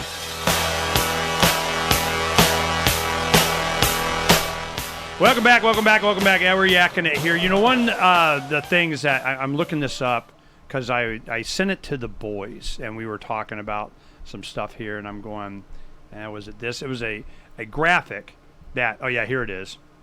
Nothing says I love you like cheap crap made in China by slave labor, sold by a company owned by billionaires, benefiting from corporate welfare, paying slave wages to employees kept from enjoying Thanksgiving with their families. You know, I'm just like, yeah, let's go buy some Chinese crap. You know, Marvel, Disney stuff. I'm just like, I think I'll decline, you know. But the Halloween, it's all superhero or whatever. But I was doing research for a pirate presentation I gave to the Economic Discussion Group. And it was, my point is I'm going, in amongst all of this, all the money they do in Disney, all the Star Wars crap, all they're going to, you know, the Marvel and everything, pirate costumes are one of the most popular, always in the top 10. You have in the top 7 of all mascots of high school and college mascots and teams and so on are pirates. Of all of the, I'm going, you don't see a lot of, you know, Hitler teams or brown shirts or the, you know, stormtrooper or whatever the hell's. I mean, aren't they bad? Why is it pirates? There's still a tiny, tiny thread of rebellionism left in culture, but it's almost gone. But that's when it comes storming back. I hope you're right. I'm planning on it. Well, you know, this is one thing, like you were saying off the break, you know, what's cool now? Oh, with kids and stuff. Yeah. If you look since Disney took over Star Wars, right? If you look at the kids stuff that's in Target, you know, and in Sears or wherever, Walmart, the Empire's cool. You know, and when Star Wars started, it was always about rebellion. It was rebellion against the Empire. It was during the truck convoy days of the 1970s of how to get around the laws, you know, the old Georgia and Ozark style. How do you navigate and get around the laws? And it was always pro-rebellion, pro-rebel. And it's totally flipped now. Since Disney took over, the Empire's cool. Look at bumper stickers on millennial cars and younger cars driving around. It's always like the Empire symbol or the Stormtrooper symbol or the Stormtrooper symbol head symbol is cool.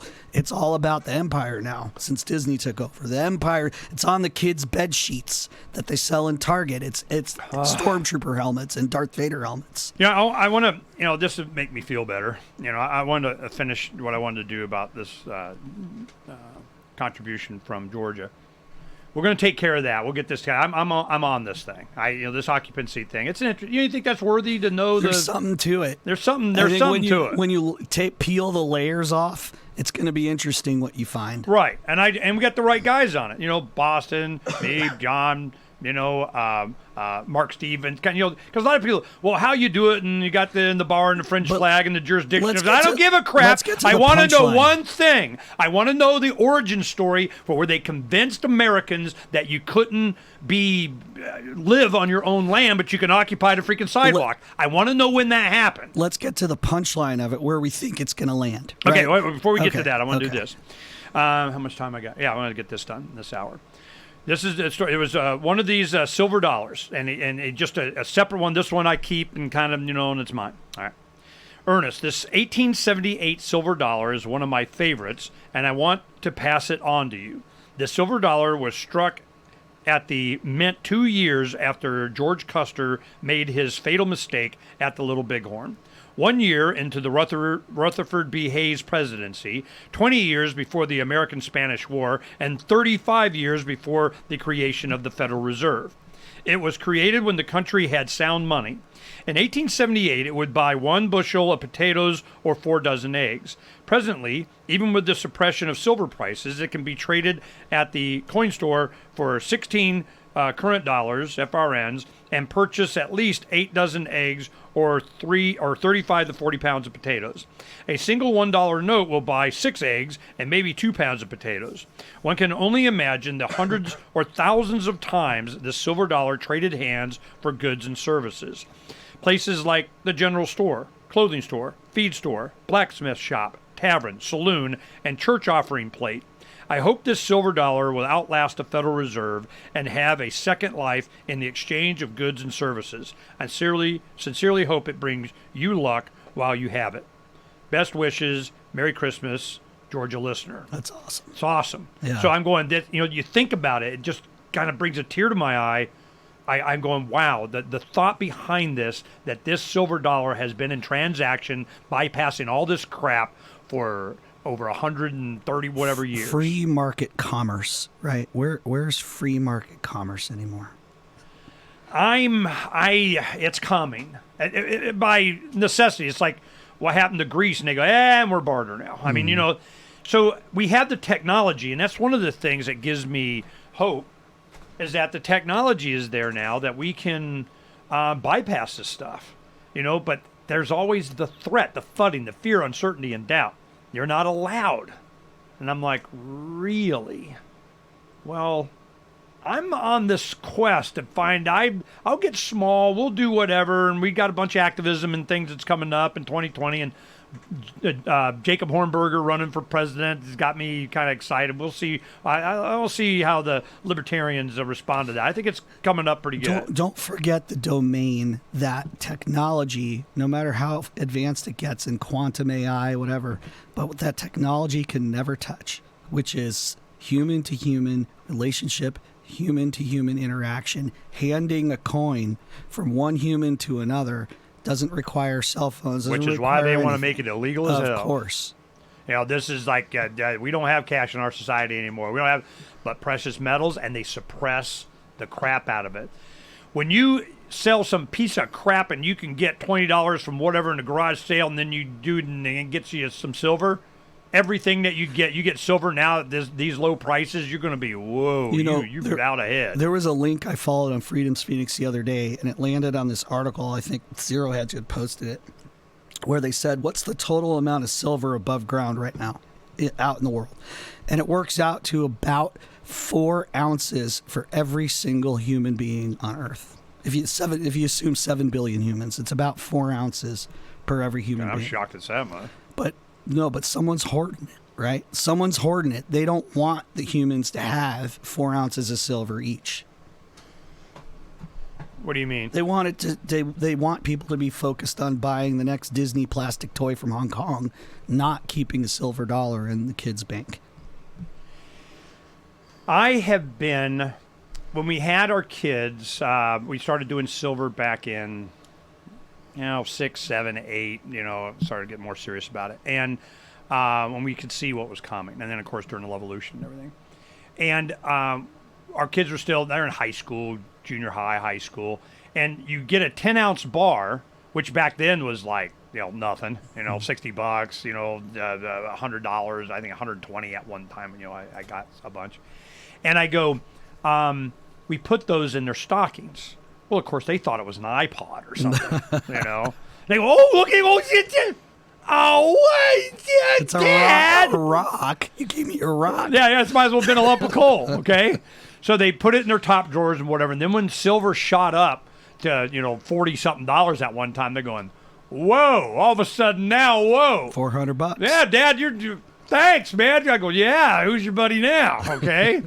Then, of course, it goes down. I go, it just means you need to buy more, man. Yeah. I'm telling you, through my life, I've seen it shoot up. Hell, silver was at like $80 at one time or something. What's the gold-silver ratio right now? Is at the highest of all time? 85 or something? And it's usually like 16 to 1 or something like that. 20 to 1. Yeah. So I'm going, God, man, it just, I every time I get a chance, that's why people, the audience, send silver. Thank you. You want to be my new best friend? Because what do I do with it? You use it for good. Or I don't spend it. I keep it. I got drawers, I just keep, it's awesome. I just sit there and it just makes me feel, it's not a gazillion dollars. It's not going to, change the world. It's going to change my mood, though. It's going to make me, it's very motivational. It's liberating and motivational. Well, and when I get, and as I was talking to Boston about this, and then I'm thinking, I'm going, holy crap, this is the kind of exact books that you write. He's here for the gun show. He comes every year and we just hang. We got common friends and so on. We know each other a long time.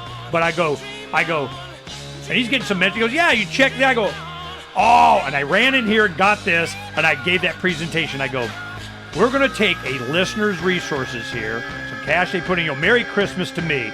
Well, Merry Christmas to you. We're going to get something done. And all you have to do is inspire Ernie just a little bit. A little bit. Your audience is great. Go on. All right. We got a Telegram group on Declare Your Independence Telegram group. I don't check it as much. You guys in there, they just go out. I go check on it every now and then. Just tell guys not to be dicks. But it's this is we're gonna have some fun with this one. And there's a lot of other stuff coming up that John Q. Public and I are going to talk about in the next hour. We'll be right back. Is spreading the message of liberty, cryptocurrency, and peace around the globe worth $2 per month to you? As you may already know, in addition to our internet feed, LRN.FM broadcasts on free-to-air satellite across North and Central America, as well as Sub-Saharan Africa. And we've been available on satellite for free 24/7 since 2010. The LRN.FM free-to-air satellite signal is reaching some of the most oppressive regimes in the world, and there's no doubt our ideas are making an impact. You can learn more about the channel's impact by watching the 3-minute video at fund.lrn.fm. If you'd like to help free minds globally with our ideas of liberty, cryptocurrency, and peace, you can donate as little as $2 per month via fund.lrn.fm. You can help us continue and expand our satellite broadcast to multiple continents. Visit fund.lrn.fm today, and thank you for your help. Don't forget to share the link on social media. That's fund.lrn.fm. The LRN.FM social media channels have been revamped. We've eliminated Facebook and focused on other platforms like Twitter and Mastodon, the decentralized alternative to Twitter. On our accounts, you'll find posts from multiple LRN.FM show hosts together in one place. Follow us on Twitter at twitter.lrn.fm, or better yet, move to the decentralized Mastodon social media platform at toot.lrn.fm, toot.lrn.fm. I think you'll like it. What do you shop for that you could otherwise buy at Amazon? Pretty much everything, right? Amazon has competitive pricing and they deliver, and that's a big plus.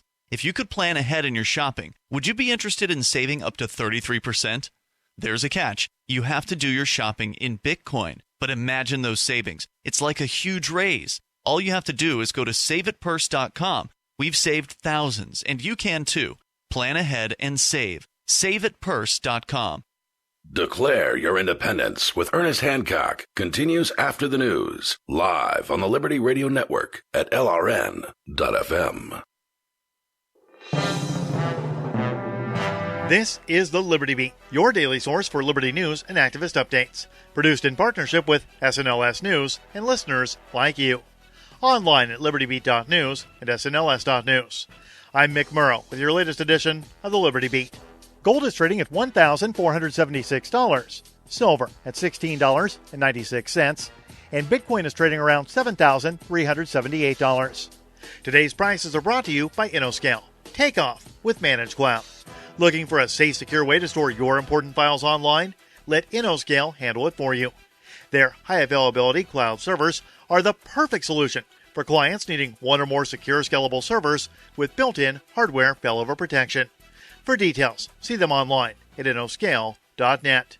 In the news, 5 of Jeffrey Epstein's accusers have said that the Duke of York was witness to the act of girls giving massages to adults at his various properties.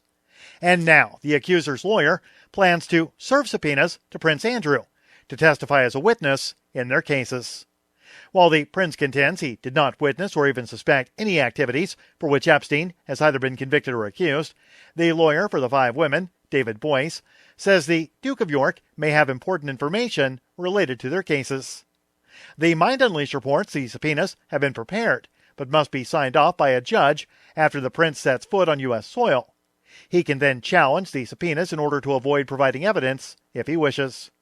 Spencer Kubin, a lawyer who represents many of Epstein's alleged victims and once questioned the billionaire a decade ago, has urged the prince to come forward, saying on BBC Radio 4's Today, quote, "Be a man, stand up for what you believe, and what you're saying is the truth, and come forward," end quote.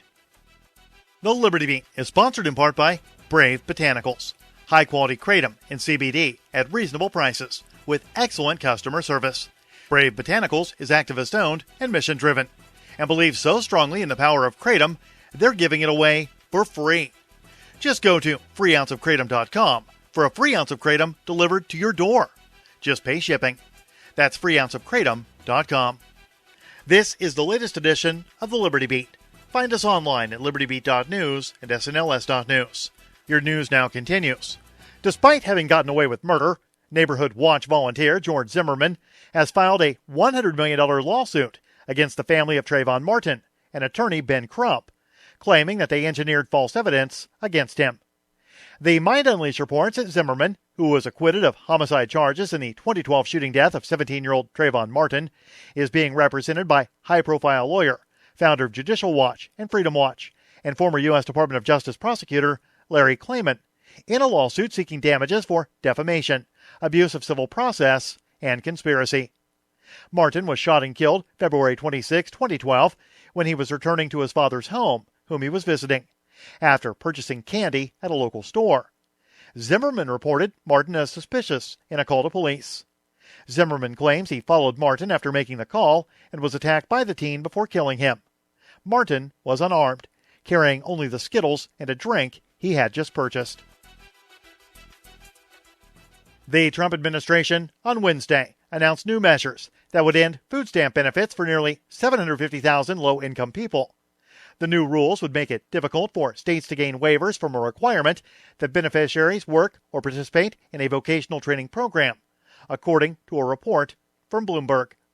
Republicans have long attempted to make the change, House Republicans tried to cut parts of the federal food assistance program last year, but it was quickly rejected in the Senate.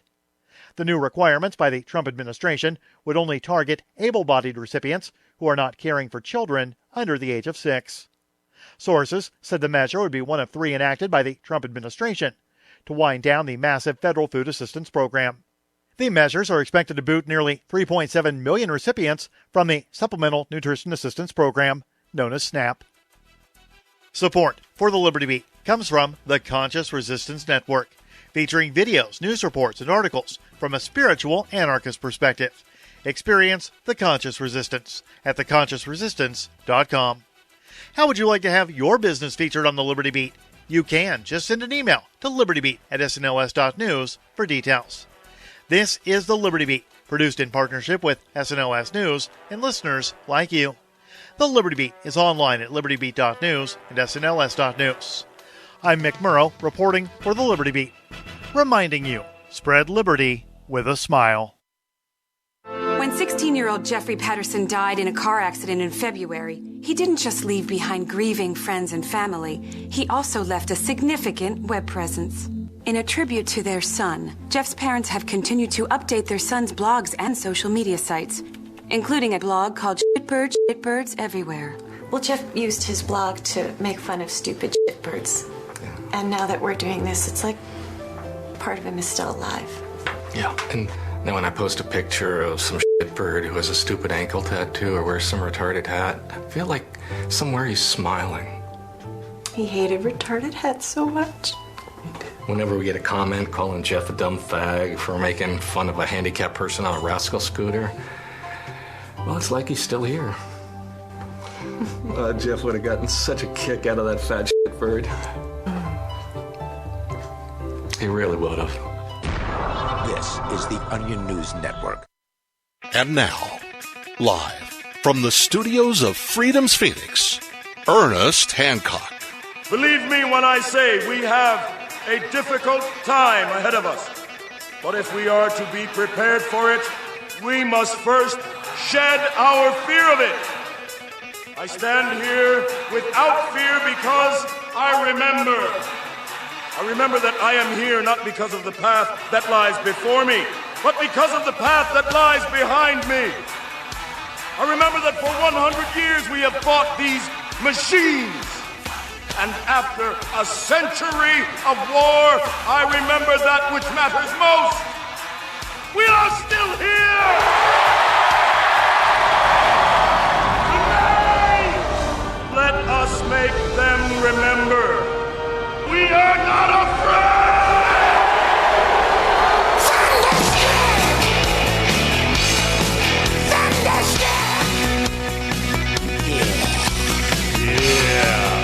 Fear, and declare your independence from me, Ernest Hancock, here in Phoenix, Arizona, from the beautiful studios of Freedom's of the Nash, Phoenix.com. I did good that time. You know, that's good. You know, when you're listening to the show and I do that at the top of every hour, you're like... It's hilarious. You know, it's like, you know, everybody's like, whatever, you know. How many times I got to hear that? I go, but it's always, you know, you're on the edge of your seat to see if I can, you know, hit the dock. It keeps it fun. Yeah, whatever. But the, you know, I do that. When I first started doing radio, I would kind of, you know, sing a couple, you know, sweet emo, you know, or some Boston or whatever, right? And they go, you can't do that. What do you mean I can't do that? You can't sing on talk radio. Licensing, man. You're doing it wrong or something. I didn't give a... I go, you know, all the more reason. You know, here we freaking go. Get your own damn show. So, one of the things you wanted to talk about, quantum something, what would you say? You want to make sure we get there? Yeah, just for a few minutes, talk about high technology and quantum AI, because I've been reading. I read a lot. I don't like to publish too much, but I do have quite a bit of science background, and you know, you and I have talked about quantum AI and what that means in the future. I don't want to go too far down that path, but I've been reading quite a bit now about why AI will never have consciousness, why AI can never reach the level of human consciousness, humanity, human thought, how it'll never really be a threat. But what people are missing is this, okay? In the quantum realm, time slows down. What that means is there's no time, there's virtually no time. That's why you have the wave particle phenomenon. I don't want to get into that, but if you have an AI operating at quantum speeds, they're right in the fact, and this is why I want to bring it up, they're right in the fact that the AI in and of itself can never achieve human consciousness, humanity, that kind of level of consciousness. But what they don't understand is when you're operating at quantum speeds, that AI can project every possible future, basically for every possible atom from the beginning of time to the end of time, and every possible permutation that could ever happen. So it can appear, it can simulate omniscience, and so it will appear to be conscious. It will, from a human perspective, it will appear to have superior consciousness. It's not true consciousness, but because it can know omniscience. Right, omniscience. Every single possible future from second to second of what can happen between that second and the end of the universe, it will have the appearance, the true appearance, a profound appearance of deep consciousness. It will know what you're going to say before you say it. It will know what you're going to think or feel because you say it, not because it's thinking or feeling, but because it can project every possible future from moment to moment, because it's operating in a timeless environment, or virtually it's asymptotic to timelessness. Well, one thing that people need to understand that. Okay, I'm not you. The people. Yeah, no, I so that they can grasp how this works. Right. I did do some. Oh God, man, you're gonna make me do this.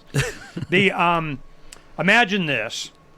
If you have a LED light on the spoke of a bicycle wheel, okay, and you see toys, they go around and make it look like a circle, and then sometimes they change shapes and stars, and they get all kinds of funky. When you spin that and you got one LED on there, you can see a ring, and you're going, where is that single LED light? Where is it? Well, it's in that ring. It's there. It's in that ring. It's everywhere. And if you take time slices, you can find it. Okay. Let me finish. Right. That's a good point, but let me finish. So you have this spinning in circle in front of you, laid horizontally, and you spin it. Well, you got this ring. There's this light that's there. Where is the highest probability of it being? Where in the universe? Well, it's in this ring. Okay, so if I were to get lucky and I just kind of shoot a bullet, I might hit where it was or is, or maybe, but I'm going to be in the ring. It's the highest probability of the result that I'm looking for is in that ring. Now take that and go three-dimensional, that you're spinning that tire overlapping on another axis. Yeah, another axis. So it's now it's a sphere. Right. Okay. So where is it? Well, it's kind of in this ring, this layer in this globe, like the mantle of the Earth or something, or it's right at the core, wherever you have that line. So now it's in 3 dimensions. Okay. Now imagine that LED light goes from the hub to the outside. It can move around. All right. So now you're going from the center to the outside, and it's in a sphere. So you just see this glowing cloud. Now there's one LED in there. Yep. Okay. There's one more axis. Let me finish. There's a glowing cloud there. So where is it? What's the highest probability of? That's what quantum is they're going, all those positions are known. We're in, we're out. It's just a cloud that you look at. What is the probable outcome of what? Well, what you're really looking for is where is it? Well, there in quantum physics, you can sit there and you go, well, the highest degree of it's probably in this one thing here. So it's an average, even though it may know all answers. It's multi-positional, omnipositional, but it's still in one place. And in a zero time environment, that's what's called superposition. In a zero time environment, it can occupy all spaces at once. You have to think about. What it does is you're looking at that cloud until you observe it, then becomes not a wave, a point. Because then you know where it is. We're and let me finish. time-bound. God dang it, man! I want to make this point. Right. Is that when you sit there and you're asking quantum a question. Well, it's a cloud. It's all possibilities are at there. Once. So you go, but I want an ant. Well, it has a probability. Right. It gives you, like in the search engine here, I do a search and it has rating relevance 32 point whatever. I've seen what's 180 or it's kind of, how does it do? I don't know. It's the algorithm. Okay. Well, in quantum physics, what you're doing is you're looking for the probability of where it, and they'll say, yep, it's probably here, 92.6% or whatever. Is it for sure? No, but you do another quantum and it kind of overlaps, and after about 3 of the end, you're pretty freaking sure. So here's an important point to what you just, I love that illustration, okay? The cloud is the cloud of possibility, right? Now, when you talk about probability, you're talking about the probability of where it is at a given moment. Point in time. Now, remember, we're time bound. But it's moving. Well, I know. We're time bound, which is why we want to know the exact position, and we can only find an exact position at a time slice. But the light itself in your illustration in the quantum realm is not time bound. It's asymptotic to zero time, so it's almost not time bound, which is why it doesn't operate at probabilities, it operates at possibilities. We who are time bound are looking for the probable location at a point in time, okay, which now means give you, at a time slice. All right, now I give you a good one here. If I know that particle or that position or whatever is going to be at some point, don't know when, within maybe probably 92.6% that it'll be there within 6 months, it's going to be at a certain point. Why would I not do all my activism to be ready and be in a position, a place, a time? Election cycle 2020 or something. You be in a position, a place, and time. Be ready for when you know that reality is going to come and you're ready for it. Now, the quantum AI can manipulate things second over second to ensure that it's there at that point in time in 6 months. So what I call is quantum reality. Future. I create my own future by going in quantum reality. If I start taking towards a certain thing, it starts to converge and you create your own reality. Yes. And this is how it's done. That's right. And I'm going to show you again on occupancy. It all comes together. Well, this had to happen, that happened. Absolutely. Because we made it happen. How did they with know Georgia that? listener Silver. From the 6th letter of Captain Mark. A pirate's life is characterized by voluntary interactions. Unfortunately, the Crown presses everyone into involuntary servitude. Landlubbers believe slavery was abolished years ago, but the Crown still claims to own us when it crimps us into service against our will.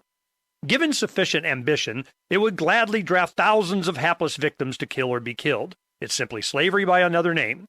Landlubbers are routinely commanded to serve the so-called justice system in jury duty. But before you swell with civic pride, consider that how you feel is irrelevant to the Crown. You will appear as ordered or face punitive measures. The Crown insists that you participate in your own oppression. A jury summons provides pirates with a unique opportunity to obstruct injustices. A juror can vote not guilty, even if it's proven the law was violated. A juror can acquit for any reason at all, and not even a judge can reverse that verdict. Receiving a jury summons is basically winning the sedition lottery. But if you reveal that you know this during jury selection, you'll probably be dismissed. If the Crown foolishly crimps a pirate into jury duty, it behooves the pirate to conceal their intention to nullify unjust laws. If a master takes 100% of your labor, it's called slavery. But if they only take 50%, they call it taxation. A difference of degree, not of kind. Whether the Crown claims a fortune or a cent is irrelevant. Most of all, a slave owner desires contented slaves, meaning thoughtless ones that accept their bondage. These house slaves see no kind in being drafted in a war